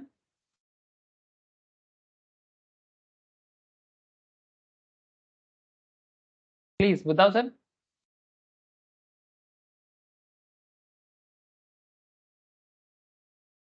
कोशिश तो करो। कस्टमर का मार्जिनल यूटिलिटी नेगेटिव है, इससे दुकानदार का क्या, मैंने सप्लायर का या बायर का क्या, सॉरी सेलर का क्या? तो उसका कस्टमर्स कम हो जाएंगे। उसका कस्टमर कम हो जाएगा, या फिर मानो कि वो जिस प्रोडक्ट का बिजनेस करता है, ये मैंने आपको कपड़ा का एग्जांपल दे रहा था, उसमें आपने देखा कि एक दुकानदार एक कस्टमर उसके दुकान पे गए और वो अपना प्रोडक्ट लेके अब सैचुरेशन हो गया, वो चला जा रहा है। बट जब एक बड़ा कंपनी अपना प्रोडक्ट को लेके सोचता है, वो देख रहे हैं कि भाई नोकिया का फोन मार्केट में और सेल नहीं हो रहा है। एक नोकिया 1100 3310 बहुत सेल होता था, मेरे पास ये वाला था सर, बटरफ्लाई सेट 2300, मैंने काफी यूज किया, मेरा फेवरेट अभी तक का, मेरा सबसे पसंदीदा सेट मानता हूँ मैं इसको। ठीक है, 2300 बटरफ्लाई, ये बटरफ्लाई की तरह है ना सर इसका की, ठीक है इसलिए इसको बटरफ्लाई सेट बोलता था, मुझे बहुत पसंद था। सो what is the point? Point is that, but एक टाइम आया ना सर कि कस्टमर को ये सब सेट पसंद आ रहा था, ऐसा नहीं है। पॉइंट है कि मार्केट में दूसरा फोन बेटर फैसिलिटीज के साथ आ गया था। तो अब एज ए कंपनी आपको क्या सोचना है? एज ए सप्लायर आपको क्या सोचना है कि भाई मेरा प्रोडक्ट सैचुरेशन लेवल में चला गया, मेरा प्रोडक्ट सैचुरेशन लेवल में चला गया, किसके एंगल से? कस्टमर के एंगल से, कि कस्टमर मेरा प्रोडक्ट का मार्जिनल यूटिलिटी का लेवल देख लिया है, मार्जिनल यूटिलिटी अभी नेगेटिव हो गया है, नेगेटिव, कस्टमर का मार्जिनल यूटिलिटी नेगेटिव हो गया है, तो दुकानदार को प्रोडक्ट के बारे में सोचना है। सेम फोन और नहीं चलेगा, मैन्युफैक्चरिंग चेंज करे, डिजाइन चेंज करे, फैसिलिटीज चेंज करे, या फिर अगर नहीं कर पा रहे हैं तो चुपचाप दुकान बंद कर दे। सर क्यों? क्योंकि अगर दुकान फिर भी जिद पकड़ के चलाता रहेगा, मुश्किल ये है कि फोन का ये वाला फोन का मार्केट तो गया सर। अब मानो जब मार्केट चला गया 2015 साल में आके, अगर नोकिया बोलता है कि नहीं मुझे नोकिया 1100 1 लाख प्रोडक्शन करना है, यूनिट 1 लाख यूनिट प्रोडक्शन करना है, बोलो सर इसका बिजनेस चल पाएगा? मैंने आपको नहीं लगता बेकार हो बिजनेस जाएगा? खुलने से पहले ही बंद हो जाएगा सर। वही बात तो है ना सर, मैंने बेसिकली अब जो भी कमाया था वो लॉस हो जाएगा, जो भी कमाया था वो धीरे धीरे कैपिटल कम हो जाएगा। मैंने यही एनालिसिस होता है ना सर, अगर कस्टमर नहीं है आपके प्रोडक्ट का, आप नया प्रोडक्ट नहीं ला पा रहे हो, आप रिसर्च में ध्यान दो, कुछ दिन थोड़ा सा रुक जाओ, ठीक है, इसको ये हर बिजनेस को ये सिचुएशन देखना पड़ता है, कुछ देर रुक जाओ, रिसर्च करो, डेवलपमेंट करो, मार्केट में क्या टेक्नोलॉजिकल डेवलपमेंट हुआ है उसके साथ एट पर होने का कोशिश करो, कुछ तो होगा। लेकिन फिर भी अगर आप बोलोगे नहीं मुझे इसी प्रोडक्ट में इन्वेस्टमेंट बढ़ाना है, इसी में कैपिटल डालना है, तो फिर मुश्किल हो जाएगा। बड़े से बड़े बिजनेस ऐसे बंद हुआ है सर, नोकिया कितना दिन मार्केट से गायब हो गया था, इतना बड़ा मार्केट पाने के बाद भी। एम्बेसडर जैसा कंपनी बंद हो गया, रिसेंटली बिग बाजार बंद हो गया, कुछ तो प्रॉब्लम है। ऐसे बिग बाजार का मार्केट सैचुरेशन का प्रॉब्लम नहीं था, उसका अलग प्रॉब्लम था, उसके बारे में चर्चा करेंगे जब मौका मिलेगा। I hope this is clear. Hello, तो जब बेसिकली कंज्यूमर यूटिलिटी नेगेटिव हो जाए, कंज्यूमर यूटिलिटी अगर नेगेटिव हो जाए तो बिजनेसमैन के पॉइंट ऑफ व्यू से ये सोचना पड़ेगा कि कुछ तो बदलना है, कुछ तो बदलना है, कि বোঝা যাচ্ছে কি যাচ্ছে না?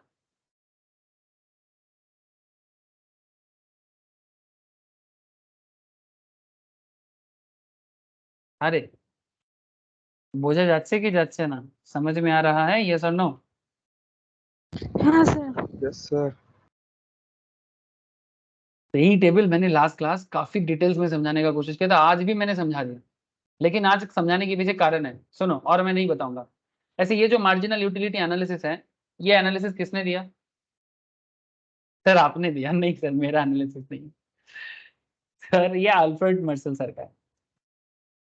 उन्होंने ये बात दुनिया में सबसे पहले रखा था, यूरोपियन या अमेरिकन इकोनॉमिस्ट है मोस्ट प्रोबेबली, आप पढ़ सकते हो, गूगल करके अल्फ्रेड मर्सल सर का देख सकते हो।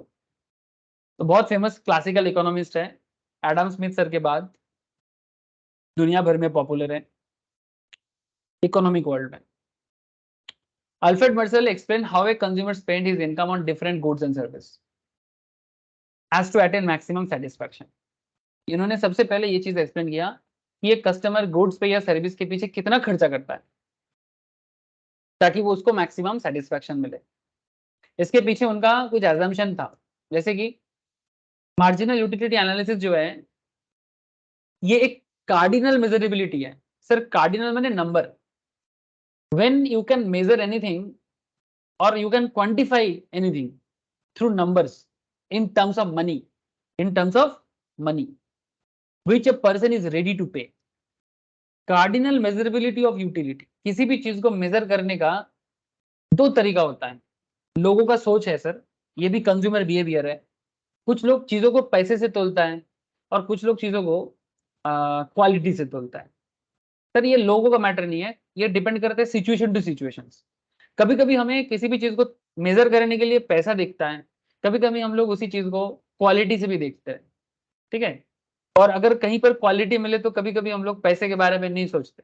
पर कभी अगर क्वालिटी का मैटर नहीं है, क्योंकि मार्केट में कहीं पर भी जाओ, ठीक है, नॉर्मली देखो डेली नीड का प्रोडक्ट, चाल आटा खाने का चीज है, ठीक है, इसमें अंबानी भी जो खाता है बम्बानी भी वही खाता है।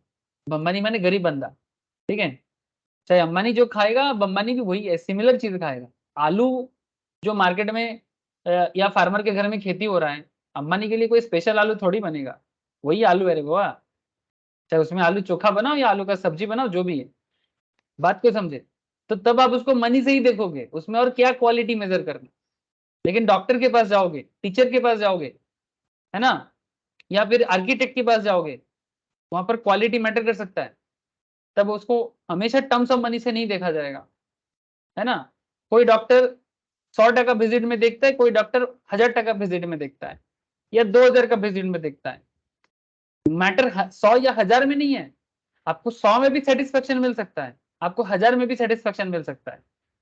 कोई टीचर पढ़ाने के लिए फी नहीं लेता, कोई टीचर पढ़ाने के लिए लाख रुपया फीस ले रहा है, लेकिन मैटर फ्री में या लाखों में नहीं है, मैटर सेटिस्फेक्शन लेवल से है। तो कभी कभी हम लोग पैसे से नहीं तोलते और कभी कभी पैसे से तोलते हैं। So what is cardinal measurability of utility? Cardinal utility जिसको मनी से तोला जाता है। According to this theory, utility is measurable and quantifiable entity in terms of money which a person is ready to pay. अच्छा, कभी कभी दोनों करते हैं हम लोग, पैसा भी देखते हैं, क्वालिटी भी देखते हैं, ठीक है। Specially in case of service ये ज्यादा देखा जाता है जब हम सर्विस खरीदने जाते हैं। Constituency of marginal utility of money, the MU of money remains constant through out when an individual spends money on goods. माने ये माना जा रहा है कि जब आप मार्जिनल यूटिलिटी कॉन्सेप्ट डेवलप कर रहे हो तो आप ये देखो कि जो पैसा का मैटर है उसका वो कांस्टेंट रहना चाहिए, कि आप किसी पर्टिकुलर गुड्स पे एक सिमिलर अमाउंट ऑफ पैसा स्पेंड करते हो। The hypothesis of independent utility, it means independent unit have independent utility and it ignores complementary between the goods. Her goods का अपना अपना यूटिलिटी है। कॉम्प्लीमेंट्रिटी क्या होता है? कॉम्प्लीमेंट्री गुड्स ये डिमांड में हो गया है सर, जो लोग डिमांड अभी अभी पढ़ चुके हो उनको पता है कॉम्प्लीमेंट्रिटी क्या होता है। जैसे हम जब बाइक खरीदते हैं तो बाइक इज नॉट एनफ, नहीं तो वो म्यूजियम में रखने का लायक हो जाएगा। विदाउट पेट्रोल बाइक का क्या काम है सर? अगर पेट्रोल नहीं है तो फिर बाइक कैसे चलाओगे? कोई बोलेगा सर मैं इलेक्ट्रिक ले लूंगा, सर वो सब्स्टिट्यूट हो गया, ठीक है। जब मैं नॉर्मली बाइक बोला तो बाय डिफॉल्ट ये पेट्रोल बाइक बात किया। अगर आप बोलोगे सर नहीं मुझे सब्स्टिट्यूट लेना है, इलेक्ट्रिक बाइक लेना है, that's a very different point, उसको वो सब्स्टिट्यूट गुड्स है, ठीक है। बट मैं कह रहा हूँ कि बाइक और पेट्रोल दोनों गुड्स है, ठीक है, एक दूसरे के बिना कोई काम नहीं है। पेट्रोल, इतना पेट्रोल को लेके मारामारी है, इंडिया में बनता नहीं है, मिडिल ईस्टर्न कंट्रीज में होता है। 100 रुपया का पेट्रोल 106 हो जाए तो मारामारी हो जाता है, दिन दहाड़े, है ना, सरकार का गाली देना कुछ भी होता है। तो पेट्रोल उसका अपना एक क्वालिटी है, एक इंडिपेंडेंसी है ना, इंडिपेंडेंट यूटिलिटी है उसका। बाइक का भी अपना है, लेकिन बिना पेट्रोल का बाइक का कोई काम नहीं है। तो ये हाइपोथेसिस माने ये जो थ्योरी है, अल्फ्रेड मर्सेल सर ने जब ये थ्योरी डेवलप कर रहे हैं, क्या कहना चाहते हैं? It means independent unit have independent utility and it ignores the complementarity between goods. माने कहना ये चाहते कि बाइक और पेट्रोल कॉम्प्लीमेंट्री हैं, पर जब marginal utility analysis Alfred Marshall sir ने डेवलप किया तब उन्होंने कॉम्प्लीमेंट्री चीजों को इग्नोर कर दिया। माने ये आप बोल सकते हो कि ये इसका क्या बोलते हैं, डिमेरिट्स है, ये इसका डिमेरिट्स है, क्योंकि कॉम्प्लीमेंट्री तो होता है सर, गुड्स के बीच में कॉम्प्लीमेंट्री तो होता है। बाइक लेंगे, पेट्रोल का दाम का भी ध्यान रखना पड़ता है, चाय पियेंगे तो चीनी का भी ख्याल रखना पड़ता है, पेन खरीदेंगे तो इंक का भी ख्याल रखना पड़ता है। हर चीज का कनेक्शन है जब वो कॉम्प्लीमेंट्री है। अगर इंडिविजुअली उस प्रोडक्ट का कोई काम नहीं है तो कॉम्प्लीमेंट्री तो ख्याल रखना पड़ता है, लेकिन अडफल वर्ड से सर इसको इग्नोर करेंगे। ठीक है, देखो सर, जब कोई थ्योरी बनता है, जब कोई थीसिस बनता है, जब कोई रिसर्च बनता है, तो उसका एक पॉजिटिव साइड, एक नेगेटिव साइड क्रिटिसाइज करके निकाला जाता है। तो एग्जैक्टली इसमें भी इकोनॉमिक्स में इसको क्रिटिसाइज पॉइंट या डिमेरिट्स पॉइंट के हिसाब से लिखा गया। And another point is rationality. Rationality का मतलब होता है logical. It is assume that consumer is rational while spending money. ये माना जा रहा है कि कंज्यूमर जो है वो लॉजिकल है, लॉजिकल थिंकिंग करता है। He is not making impulsive purchase. ठीक है, इम्पल्सिव परचेस कैसा होता है? जैसे मैं आपको एग्जांपल दे रहा था कुछ देर पहले कि ये गोड़ी आर्ट मार्केट में जो कुर्ती खरीदने गए थे, ठीक है, मानो कि मैं कुर्ती खरीदने गया मेरे घर के लड़कियों के लिए या घर में जितना भी लेडीज हैं उनके लिए, मेरा बजट है, मानो मैं पॉकेट में 5,000 लेके गया, ठीक है, मैं सोचा कि मैं हार्डली 5 पीस कुर्ती लूंगा, लेकिन लेते लेते मैं 10 पीस ले लिया। ठीक है, कुछ लोग ऐसे होते हैं सर, क्या होता है ना, उनको ना ख्याल भी नहीं होता है कि उनके हस्बैंड के पॉकेट में पैसा है ही नहीं, बस ले लिया। समझना भी चाहिए ना। तो इम्पल्सिव परचेज उसको कहते हैं। इम्पल्सिव परचेज कब कोई कोई तो ऐसा भी होता है, मैंने देखा, मेरे साथ ऐसे लोगों का कनेक्शन है कहीं कुछ कुछ, मानो कि घूमने गए हैं, घूमने गए हैं, कहीं टूर पे गए हैं, ठीक है, एक एक एक एक एक, एक आदमी का ही एक एग्जांपल मेरे को याद आ रहा है। दार्जिलिंग घूमने गए सर, ठीक है, वो दार्जिलिंग के थोड़ा ऊपर क्या जगह है, सांदाकफू ट्रेक करने गए, आप लोग शायद जानते हो सांदाकफू ट्रेक। तो सांदाकफू ट्रेक करने चले गए घूमने के लिए, सारा पैसा खत्म हो गया वहां पर जाके। फिर मेरे को फोन करते हैं सांदाकफू से और बोलता है कि 2000 भेज सकते हो। मैंने बोला, क्या, क्यों? बोले नहीं, वापस जाने का पैसा नहीं है। मैंने एटलीस्ट संदाकफू से गाड़ी भाड़ा करके सिलीगुड़ी आने तक का भाड़ा नहीं है, ट्रेन का टिकट है पहले से लिया गया था, लेकिन संदाकफू से वापस सिलीगुड़ी आने का खर्चा नहीं है। तो फिर मेरे को बोला पेटीएम करो मेरे को 2000, मेरे पास पूरा खत्म हो गया। सो आई होप यू अंडरस्टैंड कि इंपल्सिव किसको बोलते हैं। समझ गए सर इंपल्सिव?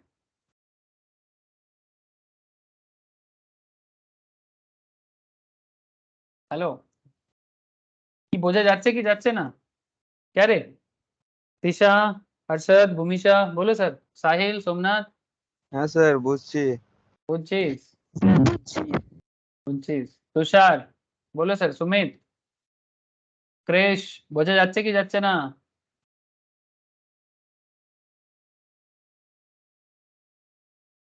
मैं एक साथ बहुत बात करता हूँ। हाँ सर, हाँ सर। हाँ सर, इतना आस्ते आस्ते कौन बोला हाँ सर, हाँ सर? माइक खराब हो गया। हाँ आवाज আসতে है? हाँ, আসছে আসছে। वो नहीं, ओके, आवाज আসতে आ रहा है कि वो पूछ। ठीक है, ठीक है। रैशनैलिटी इसको बोलते हैं। तो ये कुछ एजम्पशन के बेसिस में ये मार्जिनल यूटिलिटी एनालिसिस को डेवलप किया है। किसने? अल्फ्रेड मर्सल। तो याद रखें ना सर, मार्जिनल यूटिलिटी मैंने आपको समझा दिया सर, मार्जिनल यूटिलिटी मैंने आपको समझा दिया। अब आप ध्यान से देखें, दो तरह का यूटिलिटी होता है, एक को बोलते हैं कार्डिनलिटी, एक को बोलते हैं ऑर्डिनलिटी। ठीक है, तो कार्डिनलिटी क्या है? कार्डिनलिटी माने utility of A commodity can be measured and compared in numerical terms. चाहे किसी भी चीज को आप न्यूमेरिकल टर्म पे डिसाइड कर सकते हो, जैसे 10, 8, 6, 4, 2, अब नंबर दे रहे हो, ठीक है, इसको कार्डिनलिटी बोलते हैं। जैसे हम लोग अभी एक कुर्ती का नंबर दिया था 10, ठीक है, मार्जिनल यूटिलिटी। ये जो 10, 8, 6, 4, 2 ऐसा हुआ ना, ये नंबरिंग है ना, कि मुझे एक का इतना मार्क्स मिल रहा है, ये सब चीज क्या है, नंबरिंग के थ्रू से है। एग्जाम का मार्क्स नंबरिंग है, ठीक है, मार्क्स देख के खुशी मिलता है, ये यूटिलिटी है। देखो सर, इसमें भी एक एजुकेशन रिलेटेड बात आ गया। आज का जो एजुकेशन इंडस्ट्री है, मैं इंडस्ट्री बोलूंगा इसको, क्योंकि थोड़ा अलग बात कर रहा हूँ, अलग नहीं मैंने, रेलिवेंट है, बट अलग इसलिए क्योंकि आप लोग ऐसा बात कभी ज्यादा सुनोगे नहीं, ये मेरे को पूरा भरोसा है कि ऐसा बात लोग कम करता है। आज का जो एजुकेशन इंडस्ट्री है इसमें किसी इंसान का या किसी स्टूडेंट का परफॉर्मेंस मेजर किया जाता है, उसको एग्जाम के पेपर में 100 में कितना मिला है। प्लीज टेल मी, अगर कोई बच्चा 100 में 80 पाता है या 100 में 90 पाता है तो मतलब वो अच्छा है। Hello,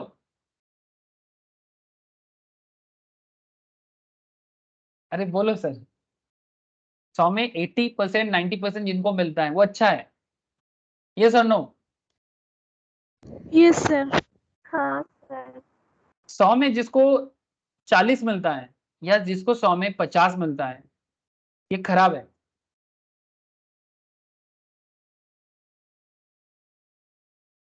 point is that sir, हाँ, एक एंगल से देखो तो सच में ये लोग अच्छे हैं, ये पढ़ाई में बुरा है। लेकिन प्रॉब्लम ये है कि हम लोग सिर्फ आज के दिन में एजुकेशन सोसाइटी में अगर कोई बच्चा मार्क्स कम लाता है तो हम लोग ये सोच लेते हैं कि उसके दिमाग में डब्बा है, वो कुछ नहीं कर सकता, वो कुछ नहीं कर सकता। और उसको इतना डिमोटिवेशन मिलता है जिंदगी में कि वो बहुत रोता है। मैं ऐसे बहुत लोगों को देखा हूँ, इवन कोई कोई तो जिंदगी खत्म तक कर लेता है क्योंकि उसको अच्छा मार्क्स नहीं मिला और उसके बेसिस पे समाज उसको ढेसना देता रहा, कोसता रहा और वो अपने आप को बेकार समझने लगा। बट मैं आपको एक जेन्युइन चीज बता रहा हूँ sir, there is a concept of ordinality also, ये भी सोसाइटी में अवेलेबल है। मैं ये नहीं बोल रहा हूँ कि 80-90 पाने वाले खराब है, वो लोग सच में अच्छे हैं अगर जेन्युइनली मिला है तो, डुप्लीकेसी करके नहीं। हाँ, जो 40-50 मिला है इसका मतलब ये थोड़ी है कि वो खराब है। अच्छा, हो सकता है कोई पर्टिकुलर रीजन हो, लेकिन जब उसको 40-50 मिला है ऑब्वियसली उसका परफॉर्मेंस कंपेयर टू 80-90 से कम है, तो वो कंपेरेटिवली इनके हिसाब से खराब है। लेकिन ये कोई पैरामीटर नहीं हो सकता जिंदगी चलाने का। That is not the only criteria. बहुत ऐसे भी बच्चे होते हैं जो शायद पढ़ाई में 40-50 हैं लेकिन मे बी वो स्पोर्ट्स में अच्छा है, मे बी वो हैंडीक्राफ्ट काम में अच्छा है, मे बी वो उनका आर्ट अच्छा है, मे बी वो बिजनेस स्किल उसके अंदर अच्छा है, शायद रेगुलर पढ़ाई का जो कॉन्सेप्ट है उसमें वो खराब है। लेकिन इसका मतलब ये नहीं कि वो उसका दिमाग खराब है, नहीं सर, ये सब बिल्कुल नहीं है। मैं आपको एक चीज बताता हूँ, मैंने ऑब्जर्व किया, हर एक इंसान स्मार्ट होते हैं, कोई बोका नहीं होता। ये बात आप फील करना और ऑब्जर्व करना, हर एक बंदा स्मार्ट होते हैं। हाँ, कोई किसी एंगल से, कोई किसी और एंगल से। जो काम आपको आता है शायद मुझे नहीं आता, जो मुझे आता है किसी और को नहीं आता। मैं नाच नहीं सकता, मैं पढ़ा सकता हूँ। कोई पढ़ा नहीं सकता पर वो ड्राइंग कर सकता है, कोई ड्राइंग नहीं कर सकता पर गाना गा सकता है, कोई गाना नहीं गा सकता मिनिस्टर बन सकता है, कोई लीडर बन सकता है। सबका अपना अपना हुनर है, सबका अपना अपना स्मार्टनेस है। तो ये ऑल डिपेंड्स, ठीक है सर। तो ये सेटिस्फैक्शन लेवल अलग होता है, वो नंबर से मेजर नहीं किया जा सकता, उसको नंबर से मेजर नहीं किया जा सकता, ठीक है। तो जो बात सेटिस्फैक्शन लेवल से निकलता है ना, वो कार्डिनलिटी नहीं है। हाँ, कार्डिनलिटी आपको, ये बहुत यूज होता है सर, सबसे ज्यादा यूज सोसाइटी में कार्डिनलिटी होता है, जो अल्फ्रेड मर्सेल सर ने ऑब्जर्व किया है। लेकिन इसका मतलब ये नहीं कि सोसाइटी ऑर्डिनलिटी नहीं समझते। ऑर्डिनलिटी क्या होता है?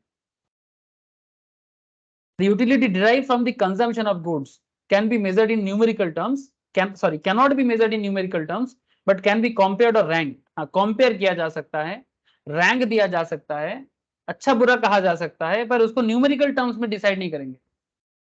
जैसे मैं क्या बोला, किसी को चाय पसंद है तो किसी को कॉफी पसंद है। किसी का मानना ऐसा है कि मैं भी, मेरे को 2 कप चाय दे दो, मुझे कॉफी नहीं चाहिए। किसी का पसंद ऐसा हो सकता है कि मेरे को 1 कप कॉफी दे दो, चाय का जरूरत नहीं। ये हिक्स एंड एलन का मानना है, सेटिस्फैक्शन लेवल।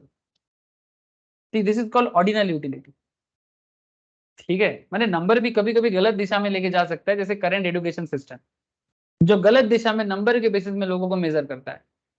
जेन्युइन बता रहा हूं मैं आपको, मैं बहुत लोग देखा सर, एग्जाम में नंबर डब्बा मिला है लेकिन अभी लाखों कमा रहा है। मैंने ऐसे भी स्टूडेंट देखा जिनको एग्जाम में बहुत अच्छा मार्क्स मिला है लेकिन अभी क्या बोलते हैं उसको, आवारा घूम रहा है। आवारा घूम रहा है माने दिशा नहीं मिल रहा है, ऐसा भी है। तो number is not the only criteria, satisfaction level can be another criteria. So economics दोनों चीज को डील करता है, कार्डिनलिटी एज वेल एज ऑर्डिनलिटी। चलो एजुकेशन सिस्टम से बाहर आ जाओ। ओके,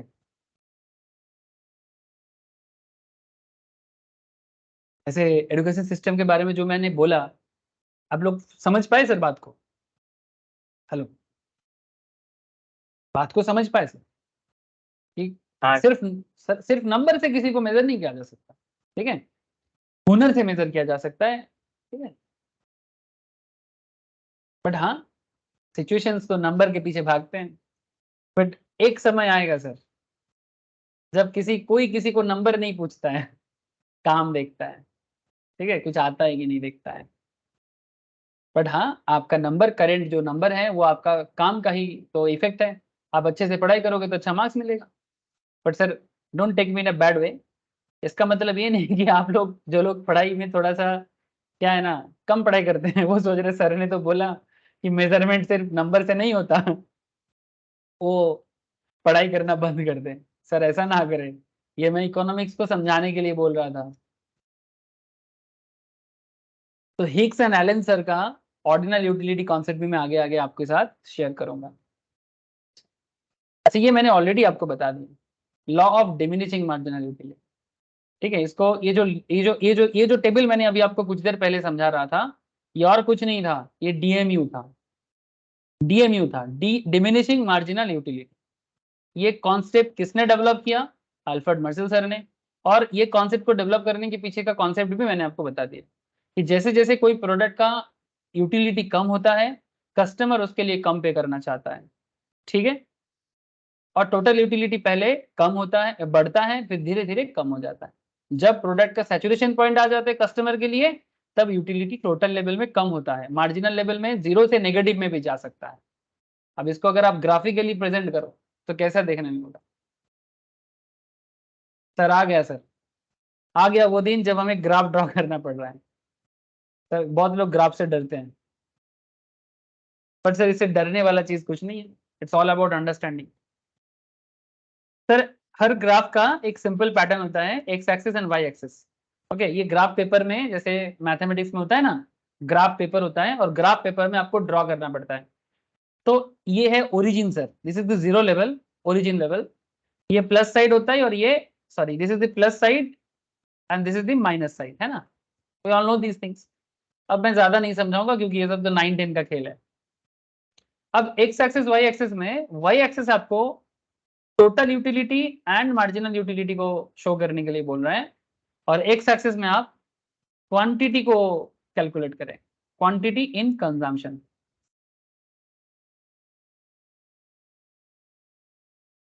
अगर इतने देर से मैंने जो भी आपके दिमाग में भरने का कोशिश कर रहा था, अगर आपने इसको सुना होगा तो ग्राफ आपको तंग नहीं करेगा, ग्राफ आपको सीरियसली प्रॉब्लम नहीं करेगा। ध्यान से देखो, मैं आपको स्टार्टिंग में एक डेटा दिया था कि यूटिलिटी को मेजर करने के लिए जीरो से लेके मैक्सिमम नंबर मैंने दिया था आपको 30, है ना। मैक्सिमम नंबर क्या था टोटल यूटिलिटी का? 30। तो 30, 28, 24, 22, 20, 18, 16, इस तरह से 0, 2, 4, 6, 10, 12। समझ गए सर आप बात को? समझे? अब आप यहाँ पर एक चीज देखें, यहाँ से मैं दो ग्राफ ड्रॉ करूंगा, एक टोटल यूटिलिटी का और एक मार्जिनल यूटिलिटी का। नाउ टेल मी, आपका जब आपका टोटल यूटिलिटी 10 है और मार्जिनल यूटिलिटी भी 10 है, वो पॉइंट कौन सा होना चाहिए? टोटल यूटिलिटी भी 10 और मार्जिनल यूटिलिटी भी 10। वन दैट में, हाँ सर बोलो। 1 होगा। 1 होगा जब मैं एक यूनिट कंज्यूम कर रहा हूँ। Very good sir. जब मेरा कंजम्पशन लेवल बढ़ रहा है 2, 3, 4, 5, 6 और फिर लास्ट में 7, मैक्सिमम 7 ले लिया, ठीक है, क्योंकि टेबल वही बता रहा था। टेबल में भी मैक्सिमम 7 यूनिट था और यूटिलिटी लेवल टोटल में 30 तक था और मार्जिनल में 10,8420 -2 लेवल तक था। अब प्लीज बात को ध्यान से देखें, जिस पॉइंट में टोटल यूटिलिटी और मार्जिनल यूटिलिटी इक्वल है दैट इज नंबर 10, मैंने स्टार्टिंग में जब आप 1 यूनिट कंज्यूम कर रहा हो उसमें आपका टोटल भी 10 है और मार्जिनल भी 10 है। So this is the point जहां से आपका खेला चालू होता है, जहां से गेम स्टार्ट होता है। अब गेम आगे कहां जाएगा, मार्जिनल का खेल क्या है, वो धीरे धीरे कमता है। हाँ सर, मार्जिनल जैसे जैसे यूनिट कंजम्पशन बढ़ता रहता है मार्जिनल क्या होता है, कम होता रहता है। और टोटल का खेल क्या है, धीरे धीरे क्या हुआ सर, धीरे धीरे बढ़ने लगा, धीरे धीरे बढ़ने लगा, धीरे धीरे बढ़ने लगा। कब तक बढ़ेगा, जब तक वो मैक्सिमम सेटिस्फैक्शन ना हो जाए और जब तक, सबसे बड़ा चीज, टोटल मार्जिनल यूटिलिटी जब जीरो में आ जाता है। तो मार्जिनल यूटिलिटी जीरो में कहां आता है सर, जब आप 6 यूनिट कंज्यूम करते हो तब आपका मार्जिनल यूटिलिटी जीरो हो जाता है एज पर अवर स्टैटिस्टिक्स, मैंने जो टेबल से हम लोग ड्रॉ कर रहे हैं इसको। तो इस पॉइंट में आके जब आप 6 यूनिट कंज्यूम कर रहे हो तब आपका सैचुरेशन पॉइंट आ गया सर, तब आपका सैचुरेशन पॉइंट आ गया। कंज्यूमर का सैचुरेशन पॉइंट है 6 यूनिट पे। सैचुरेशन माने हाईएस्ट पॉइंट, और इच्छा नहीं है लेने का, सेटिस्फैक्शन हाईएस्ट हो गया। इसके बाद अगर आप एक्स्ट्रा यूनिट लेने जाओगे एज ए कंज्यूमर, क्या होगा, लॉस होगा। जैसे कि 7th यूनिट के लिए आप मार्जिनल यूटिलिटी नेगेटिव है, आपका जरूरत बिल्कुल नहीं है, लेना माने लॉस, कोई जरूरत नहीं है, ना तो किसी को देने का है और ना ही पॉकेट में प्रॉपर पैसा है। तो इसीलिए आपका टोटल यूटिलिटी इसके बाद अगर आप ले भी लेते हो ना तो टोटल यूटिलिटी क्या हो जाएगा, अब गिर जाएगा। इसलिए टोटल यूटिलिटी का अब क्या हो गया, नीचे गिर गया। इतना देर तक बढ़ रहा था बट 7th यूनिट में जब चले गए तो गिर गया। ठीक है, 6th यूनिट पे ये जीरो के साथ आ गया और ये देखो हाईएस्ट लेवल क्या है, 30। अब यहाँ पर ये ड्राइंग आपने देख लिया आपके यहाँ पर। अच्छा, आप स्केल का इस्तेमाल कर सकते हो अगर आपको ड्राइंग करना पड़े, ऐसे तो एमसीक्यू क्वेश्चन होता है नॉर्मली, तो आपको ड्राइंग करना नहीं है, आपको ग्राफ देके क्वेश्चन सवाल कर सकते हैं। They just give you a graph and they can ask you what is the saturation point. ठीक है, सपोज यहाँ पर एक नंबर दे देगा पॉइंट ए, कुछ किस पॉइंट को सैचुरेशन बोलेंगे, टोटल यूटिलिटी किस पॉइंट में जाके टोटल यूटिलिटी फॉल करेगा, मार्जिनल यूटिलिटी नेगेटिव कहां हो सकता है, ऐसा क्वेश्चन कर सकता है, आपको ऐसा क्वेश्चन कर सकता है। So if you know the mechanism, अगर आपको पता है कि ग्राफ कैसे बना और ग्राफ के पीछे का स्टैटिस्टिक्स क्या है, ग्राफ कैसे बना और ग्राफ के पीछे का स्टैट क्या है, अगर आपको ये बात पता है तो आप इजीली ग्राफ ड्रॉ कर लोगे। बोलो सर, एनी डाउट, किसे डाउट है, किसी को डाउट है पूछ लो मुझे, मैं फिर से दिखाता हूं। टोटल यूटिलिटी अपने मैक्सिमम तक जा रहे हैं, ठीक है, मार्जिनल हमेशा धीरे धीरे कम होता रहता है। ठीक है, फिर जब मैक्सिमम मार्जिनल यूटिलिटी जिस पॉइंट में जीरो, ठीक है, टोटल यूटिलिटी उस पॉइंट पे मैक्सिमम। इसके बाद अगर आप कंजम्पशन करने जाओगे 7th यूनिट तक, आपका माइनस हो जाएगा, मार्जिनल यूटिलिटी नेगेटिव हो जाएगा। ठीक है, जैसे कि हमारे एग्जांपल पे -2 था और आपका टोटल यूटिलिटी गिर जाएगा। ये कंज्यूमर के एंगल से आपको मैंने बता दिया। यस सर, पूछ लो सर, कोई डाउट है क्या? No sir. ठीक है, समझ में आया ना सर? तो बस इसी तरह समझते हुए करो। ग्राफ क्या है, ग्राफ में कुछ नहीं रखा है। इकोनॉमिक्स में अलग अलग ग्राफ देखने में अलग अलग टाइप के होते हैं, लेकिन बिना समझ के पढ़ोगे तो एक भी ग्राफ समझ में नहीं आएगा। ग्राफ और कुछ भी नहीं है, स्टैटिस्टिक्स का प्रयोग है, स्टैटिस्टिक्स का प्रयोग है। क्रिकेट मैच देखते हो आप लोग? हाँ, क्रिकेट मैच देखते हो? Yes sir. हाँ सर, आज Yes. का खेल हाँ बोलो सर। सर चल तो रहा है सर। चल तो रहा है, क्या चल रहा है? सर आज तो इंग्लैंड और शायद न्यूजीलैंड का खेला चल रहा है शायद। इंग्लैंड और न्यूजीलैंड का खेला चल रहा है। चलो मैं आपको एक छोटा सा चीज दिखाता हूँ। ये देखो, ये विराट कोहली का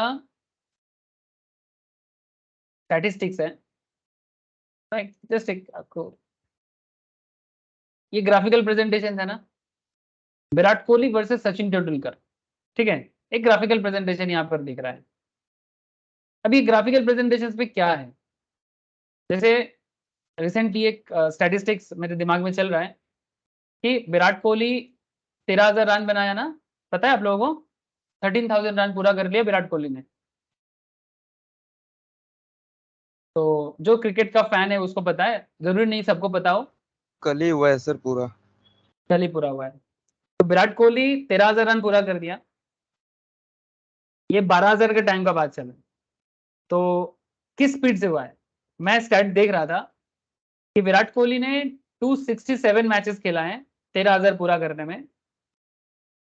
13,000 पूरा करने में सचिन तेंदुलकर को लगा था 321 मैचेस, और रिकी पॉन्टिंग को सेम मैच रन पूरा करने में 341 मैच लगा था। तो अगर देखा जाए तो उस हिसाब से विराट कोहली बाई एवरेज सबसे बेहतर परफॉर्मेंस है, एवरेज करके देखा जाए तो।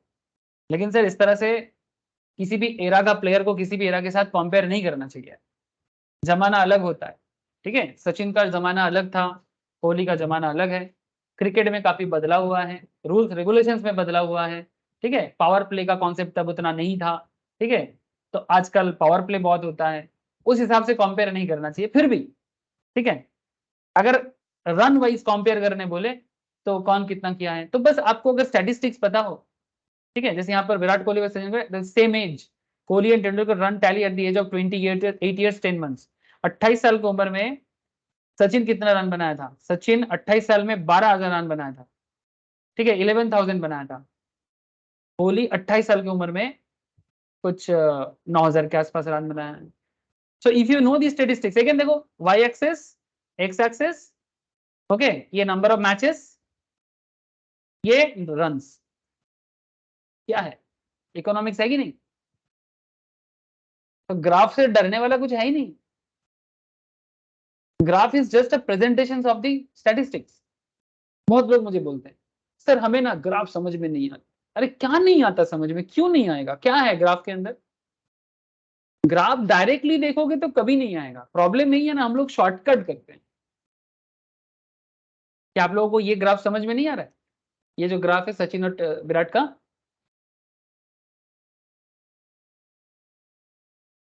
आ रहा है कि नहीं आ रहा है, जल्दी बोलो। आ रहा है सर। फिर क्यों नहीं आएगा, if you know the concept, अगर आपको पता है कि बोलना क्या चाह रहा है तो आप इजीली समझ जाओगे। अब चाहे बात, अब जब मैं आपको सचिन और विराट कोहली का एग्जांपल दिया, क्रिकेट का एग्जांपल दिया, आप बड़े खुश हो गए, बड़ा अच्छे से समझ गए। लेकिन जब बात यूटिलिटी का आ जाएगा फिर आप बोलोगे सर सचिन विराट का समझ में आ गया लेकिन यूटिलिटी समझ में नहीं आ रहा है। ऐसा बोलने से थोड़ी चलेगा सर, हाँ, ऐसा बोलने से मैं नहीं मानूंगा। क्यों क्यों जानते हो, क्योंकि आप तब बदमाशी करते हो, स्टूडेंट का बदमाशी हो जाता है, क्योंकि जब बात utility, marginal utility, total utility, थोड़ा कॉन्सेप्चुअल हो जाता है, फिर वो दिमाग कंसंट्रेशन हटा देता है, फिर बोलेगा ग्राफ समझ में नहीं आया। अरे क्यों, क्या है ग्राफ में, कुछ है नहीं।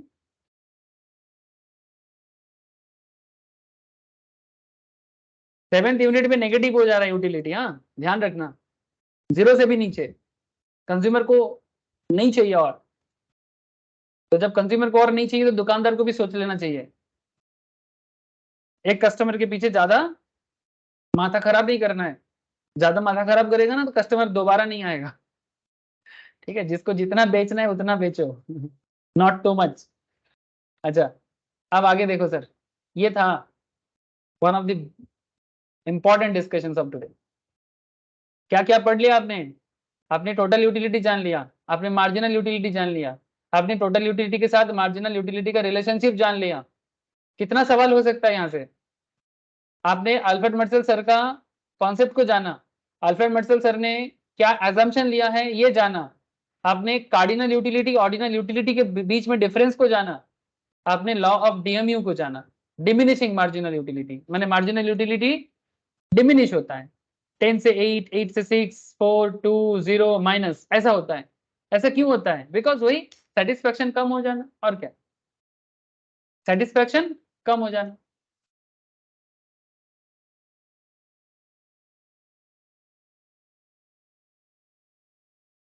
जैसे हर कॉन्सेप्ट का लिमिटेशंस होते हैं, है ना? ऐसे डीएमयू का, लॉ ऑफ डीएमयू का भी लिमिटेशन, बहुत इंपॉर्टेंट पॉइंट्स है इकोनॉमिक्स पर्सपेक्टिव से। लॉ ऑफ डीएमयू का भी कुछ लिमिटेशंस है। पहला बात कि ये कार्डिनल मेजरमेंट है, तो कुछ लोगों का मानना है, मैंने कुछ जो लोग क्रिटिसाइज करते हैं, ठीक है, या फिर क्या बोलते हैं उसको, जैसे मूवी में जैसे होता है ना, रिव्यूज देते हैं, हेलो, तो वैसे ही रिव्यूज होते हैं ना, मूवी वगैरह निकलते उसका रिव्यूज देना पड़ता है, तो वैसे ही cardinal measurement of utility is not possible, ऐसा जो क्रिटिसाइज कर रहे हैं उसका मानना कि cardinal measurement of utility is not possible. Marginal unit of money does not remain constant. मैंने एजम्पशंस में, जब भी ये अल्फ्रेड मर्सल सर ने जब ये एजम्पशंस दिया था, तब ये कहा था कि पैसा का एक कांस्टेंट फ्लो रहेगा, but that is not possible. पैसा का फ्लो कांस्टेंट कैसे हो सकता है इन रियल लाइफ? बंदा का पैसा का कॉन्सेप्ट तो बदल जाएगा सर, थोड़ी ना पॉसिबल है। ये बात भी सही है। Law is applicable if there are identical units, no change in habits. इंसान का हैबिट नहीं बदलेगा, कुछ ढीठ इंसान होगा जो हैबिट नहीं बदले, हैबिट तो बदलता है टाइम टू टाइम, है ना sir? Taste and income of the consumer, ये भी तो बदल जाता है। जो चीज इंसान को पसंद नहीं होता है, गर्लफ्रेंड बोल दिया तो पसंद आ जाता है। पहले बोला मेरे को पसंद नहीं है, गर्लफ्रेंड ने बोला मेरे को पसंद है, तब बॉयफ्रेंड क्या चिल्लाता है, अरे मुझे भी पसंद है। जोक से पार्ट, बट जिंदगी का बहुत सारा पहलू है सर, ठीक है। Law is applicable if there are identical units, no change in habits, taste and income of the consumer. Criticism करने वाले का मानना है कि ऐसा रियल में पॉसिबल नहीं है। Law is applicable if there are standard unit, sufficient unit, neither more nor less. Law is applicable if there is no time gap and interval between the consumptions. Law may not apply to some article like gold, money, music, hobbies. ये बात एकदम खारा सोना है sir. हर चीज का जरूरत कम हो जाता है। गोल्ड का जरूरत कम होता होगा किसी के लिए? अगर आपको कोई बोले कि भाई पैसा है और गोल्ड लेते जाओ, क्या कम कर दोगे लेना? अगर आपको कोई बोले कि और पैसा लो, कम कर दोगे? अगर आपको कोई बोले कि जैसे म्यूजिक, जिसको गाना सुनना अच्छा लगता है, वो बोलेगा भाई जितना गाना चला दो अच्छा लगेगा। हॉबी, जिस चीज का इंसान शौक पालता है, उसमें भी कोई कमी ना होना चाहिए। हाँ सर, तो उसमें डीएमयू काम किया क्या?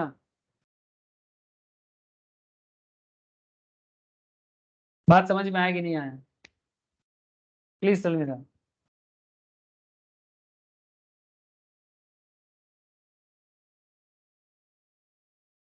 अरे समझ में आया? जल्दी बोलो। हाँ सर। इतना धीरे धीरे, इतना धीरे धीरे हाँ बोलोगे तो मुझे लगेगा कि समझ में नहीं आया। The shape of utility curve may be affected by the presence of substitute और कॉम्प्लीमेंट्री गुड्स। ये सर, ये भी क्रिटिसाइज करने वाले का मानना है कि यूटिलिटी कर्व सब्स्टिट्यूट गुड्स रहने पे या कॉम्प्लीमेंट्री गुड्स रहने पे इफेक्ट करता है, बट जिसके बारे में अल्फ्रेड मर्सेल ने ऐसे ही कुछ नहीं बोला, वो तो कॉम्प्लीमेंट्री कॉन्सेप्ट को इग्नोर कर दिया। सब्स्टिट्यूट और कॉम्प्लीमेंट्री क्या होता है? जैसे आपको मैं अभी कुछ देर पहले दे रहा था, इलेक्ट्रिक बाइक का सब्स्टिट्यूट है पेट्रोल बाइक, या पेट्रोल का सब्स्टिट्यूट है इलेक्ट्रिक बाइक। लेकिन अल्फ्रेड मर्सेल सर जब ये यूटिलिटी एनालिसिस दे रहा था, तो सब्स्टिट्यूट कॉम्प्लीमेंट्री को इग्नोर कर दिया, ज्यादा कुछ नहीं बोला उसके बारे में। तो ये क्रिटिसिज्म है, याद रखिएगा। ओके सर, अब एक इंटरेस्टिंग पॉइंट में बात करने जा रहे हैं, बहुत इजी है, बट कृपा करके ध्यान लगाना। ध्यान भटका दुर्घटना घटेगा। मैंने समझ में नहीं आया क्या, कौन सा दुर्घटना? अरे समझ में नहीं आएगा, ये दुर्घटना है, क्योंकि जिंदगी बार बार सीखने का मौका नहीं देता। अब मिल रहा है, सीख लो, क्या पता कल हो ना हो। सर ये सब मूवी वाला डायलॉग ना दिया करो। Okay sir. Sir there is a concept of consumer surplus. Sir ये क्या होता है? कंज्यूमर सरप्लस क्या होता है? ये भी अल्फ्रेड मर्सेल सर ने डिफाइन किया है। Consumer surplus is the difference between maximum price a person is willing to pay for a goods and its market price. किसी चीज के लिए आप मैक्सिमम कितना पे करने के लिए रेडी हो और मार्केट में क्या दाम चल रहा है। से फॉर एग्जाम्पल आप बाजार निकले, आपको लग रहा था कि टमाटर का दाम महंगा है। सर अभी भी महंगा है क्या? 1 मंथ बैक टमाटर का दाम चल रहा था, 1 मंथ क्या 15 दिन पहले भी था टमाटर। इवन मैंने तो 250 रुपीज केजी भी लिया है। आज मार्केट गया था सुबह, कितना चल रहा है बोलो?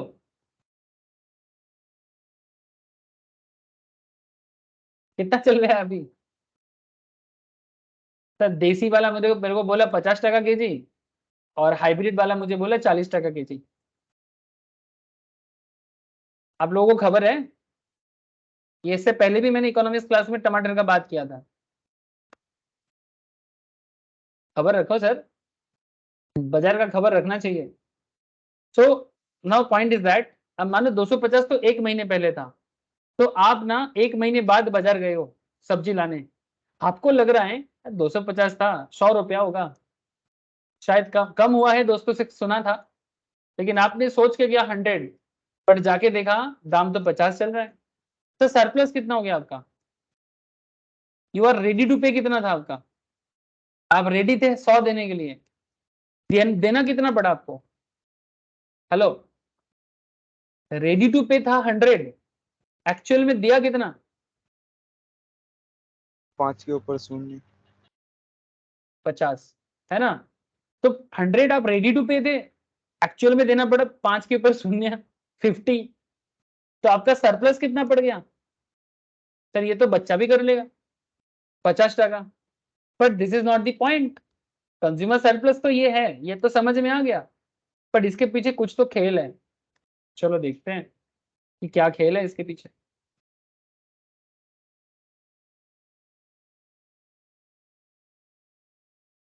सरप्लस का मतलब होता है जो कस्टमर को एक्स्ट्रा हो जाता है। तो CS बने customer consumer surplus. Consumer surplus is the difference between maximum price a person is willing to pay for a goods and its market price, where consumer surplus equals to what a consumer is ready to pay minus what he actually pays। Customer का ready to pay कितना है और वो actual में क्या payment कर रहे हैं। Now there is a point, what a consumer is ready to pay is taken in terms of marginal utility.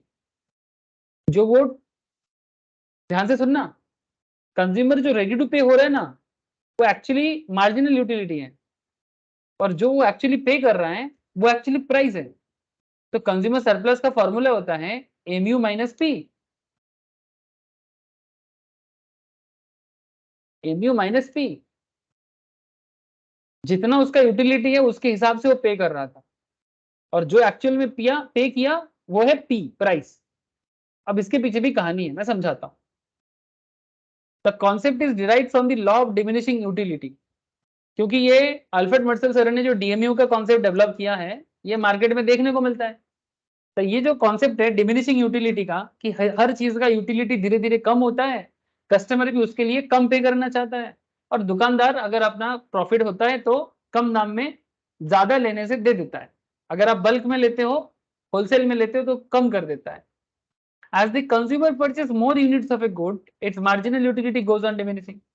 जब आप किसी गुड्स को ज्यादा से ज्यादा लेने जाओगे, आपका यूटिलिटी गिरेगा। The consumer is in equilibrium when marginal utility equals to P। ध्यान से सुनना, अब धीरे धीरे देखो गहराई में जा रहे हैं। एक कंज्यूमर इक्विलिब्रियम माने समानता, कंज्यूमर समानता कब फील करेगा? समानता माने सामनता नहीं रे बाबा, अब दिमाग में साउथ का एक्ट्रेस के बारे में ना सोचे।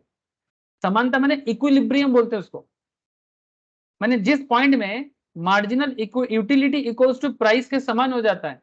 ओके, मार्जिनल यूटिलिटी ज्यादा प्राइस कम तो सरप्लस होगा, पर मार्जिनल यूटिलिटी और प्राइस जब एक लेवल में आ जाए, ठीक है, जिसको मैं समानता बोल रहा हूं, इक्वल लेवल, जिस पॉइंट में कंज्यूमर ये फील करता है कि मेरा मार्जिनल यूटिलिटी और प्रोडक्ट का प्राइस इक्विलिब्रियम लेवल में है, तब तक वो परचेस करता है।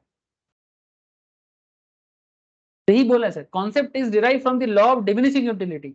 As the consumer purchase more unit of a good, चाहे वो कुर्ती हो या rasgulla, whatever, as the consumer purchase more units of a good, its marginal utility goes on diminishing. Consumer is in equilibrium, माने zero level उसका, when marginal utility equals to P. But for the preceding units, अगर उसके पहले वाला unit देखो तो marginal utility price से ज्यादा था, and he actually pays for them. This is because price is constant for him. Price उसके लिए constant है. ये actually अल्फ्रेड मर्सेल का कॉन्सेप्ट है. उसका मानना है कि आप जो एक्चुअल में पे करोगे वो कांस्टेंट रहेगा, बट रियल लाइफ में ये सिचुएशंस आपको एग्जैक्टली नहीं देखने को मिलता है. इसके लिए क्रिटिसिज्म है सर उसका, लेकिन जब ये थ्योरी 1700-1800 टाइम पे 1800 समथिंग में अल्फ्रेड मर्सेल सर ने डेवलप किया था, तब उस सिचुएशंस में उन्होंने डेवलप किया था. आज का मार्केट अलग है, बट फिर भी ये सिचुएशंस मार्केट पे काफी कुछ सिखा के गया है. बात को समझे. आप जो एक्चुअल में पे कर रहे हो वो फिक्स माना गया. आपकी पॉकेट से 20 रुपया निकल रहा है एक्चुअल में. आप रेडी कितना थे स्टार्टिंग में, मानो 30, आपका स्टार्टिंग में मार्जिनल यूटिलिटी सबसे ज्यादा था, तो आप मान के चलो कि आप स्टार्टिंग में रेडी टू पे है 30, एक्चुअल में आपको पे करना पड़ा 20, सरप्लस कितना हुआ 10. ध्यान से देखो सर, सेकेंड यूटिलिटी का 28, एक्चुअल पे कितना किया 20, सरप्लस कितना है 8. यूटिलिटी है 26, एक्चुअल में कितना पे किया 20, सरप्लस कितना है 6. मार्जिनल यूटिलिटी माने रेडी टू पे 24, प्राइस कितना है एक्चुअल में 20, सरप्लस कितना 4. रेडी टू पे 22, एक्चुअल प्राइस कितना कर रहे हो 20, consumer surplus 2. Now comes to the point. ये हर केस में आप एक चीज देखा कि up to this area marginal utility greater than price, yes or no?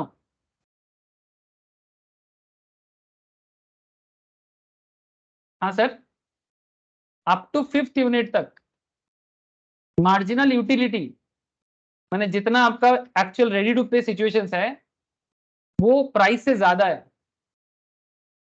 और इसके कारण इन ईच केस आपने as a consumer surplus achieve किया. ऑब्वियसली जैसे जैसे यूटिलिटी कम होता गया वैसे वैसे सरप्लस भी कम होता गया, बचत भी कम होता गया. Now point to be noted, जब आप 6th यूनिट के तरफ बढ़ रहे हो आपका मार्जिनल यूटिलिटी भी और कम हो जाएगा 20, एक्चुअल में कितना पे गया 20, सरप्लस क्या है 0. इस पॉइंट पे मार्जिनल यूटिलिटी और प्राइस सेम लेवल में आ गया. 7th यूनिट में मार्जिनल यूटिलिटी और कम हो जाएगा, प्राइस एक्चुअल पे 20, बट इस बार और सरप्लस नहीं रहेगा. अब आपका लॉस की तरफ बढ़ोगे सर, सरप्लस और नहीं है, सरप्लस और नहीं है, बचत और नहीं होगा आपका, अब लॉस में जाओगे. अब अगर इसी चीज को आप ग्राफ में प्लॉट करोगे तो ग्राफ देखने में कुछ ऐसा होगा.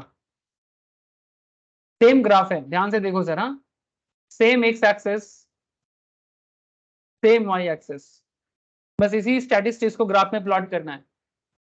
हाईएस्ट लेवल ऑफ यूटिलिटी कितना है 30, ठीक है, 30, 28, 26 अप टू 20 तक मैं यहाँ पर ले लेता हूँ, ठीक है, क्योंकि 20 हमारा एक्चुअल पेमेंट है. अब आप एक चीज देखो कि 20 में आपका एक्चुअल पेमेंट जो है वो फिक्स है, और ये कब तक फिक्स है, अप टू 6th यूनिट तक फिक्स है. 7th में आपको जाना नहीं है, अगर आप जाओगे तो वो आपका लॉस है. 1 unit, 2 unit, 3 unit, 4 unit, 5 unit, 6 unit तक आपका पेमेंट एक्चुअल में आप 20 कर रहे हो, एक्चुअल पेमेंट आपका 20 है. अब एक चीज आप देखो, 30 में आपका सबसे ज्यादा यूटिलिटी है, तो जैसे जैसे आपका यूनिट कंजम्पशन बढ़ेगा वैसे वैसे आपका यूटिलिटी कम होता जाएगा. तो यूटिलिटी को देखो आप कम होता गया. तो जब फर्स्ट यूनिट कंजम्पशन हो रहा है, रेडी टू पे 30 है, एक्चुअल में 20 है, तो इस पॉइंट में सरप्लस ज्यादा है. जैसे जैसे आपका यूटिलिटी कम होता जा रहा है सरप्लस वैल्यू भी कम होता जा रहा है, बचत कम हो रहा है. बस जिस पॉइंट में आके मार्जिनल यूटिलिटी प्राइस के समान हो रहा है 6th यूनिट पे, marginal utility equals to price हो रहा है, रेडी टू पे भी 20 है, एक्चुअल पेमेंट भी 20 है, that is the equilibrium point. इसके नीचे कोई कस्टमर और परचेज नहीं करेगा और दुकानदार को भी सोचने का टाइम आ गया है। और ये जो एरिया डेवलप हुआ है, ये जो एरिया डेवलप हुआ है, इस एरिया को बोलेंगे कंज्यूमर सरप्लस एरिया। तो एक दुकानदार हमेशा कोशिश करेगा कि जब तक दुकानदार कस्टमर को सरप्लस मिलेगा तब तक कस्टमर खरीदेगा, जब सरप्लस नहीं मिलेगा वो खरीदना बंद कर देगा। दुकानदार को भी इस चीज का सोच होना चाहिए। तो आप अपना प्रोडक्ट प्राइस कितना घटा सकते हो एज ए दुकानदार, ये भी आपके लिए चैलेंज है। सर बिजनेस है, प्योर बिजनेस है, समझो तो प्योर बिजनेस, नहीं समझो तो बस किताबी बात। बट मेरा कोशिश यही है कि आप इसको किताब से बाहर निकलो, असली जिंदगी बाहर है। हाँ किताब हमें सिखाता है बट असली जिंदगी किताब से बाहर ही होता है। प्लीज टेल मी, अंडरस्टैंडिंग हुआ? कंज्यूमर सरप्लस कॉन्सेप्ट क्लियर है? Yes sir. Thank you sir. ठीक है, अब इसका फाइनल हिसाब देख लो। ये जो टेबल आपने ड्रॉ किया था मैंने कंज्यूमर सरप्लस का, consumer is in equilibrium at 6 unit, यानी अगर आप 6 यूनिट तक कंज्यूमर परचेस करता है वो क्या होगा उसका, वो इक्विलिब्रियम है 6 यूनिट तक, that is ₹20। In this way when he will consume 6 unit then he is total ready to pay कितना है? सर पहला यूनिट के लिए आप कितना रेडी थे? 30, सेकंड के लिए 28, थर्ड के लिए 26, फोर्थ के लिए 24, फिफ्थ के लिए 22, सिक्स के लिए 20, तो टोटल रेडी टू पे कितना है आपका? 150। बट हर केस में आपने एक्चुअल पे पेमेंट कितना किया? 20 20 20 20 20 20 इस तरह का। ठीक है, दुकानदार ने अपना प्राइस फिक्स कर दिया तो आपने भी 20 दिया, तो 150 और 120, तो रेडी टू पे है 150, एक्चुअल पेमेंट हुआ 120, सरप्लस कितना बन गया? बोलो sir. 30। 30। This is the maximum surplus जो एक कस्टमर एबल कर सकता है इन दिस करंट सिनेरियो। अब रियल लाइफ में सिनेरियो थोड़ा बहुत बदल सकता है, ऐसा नहीं कि एकदम कॉपी बुक मिले आपको। ठीक है सर, क्योंकि असली जिंदगी और किताबी जिंदगी में फर्क होता है। बट सर किताब आपको कुछ बताता है जिसके बेसिस में आप अपना असली जिंदगी का हिसाब लगाते हो, है ना सर?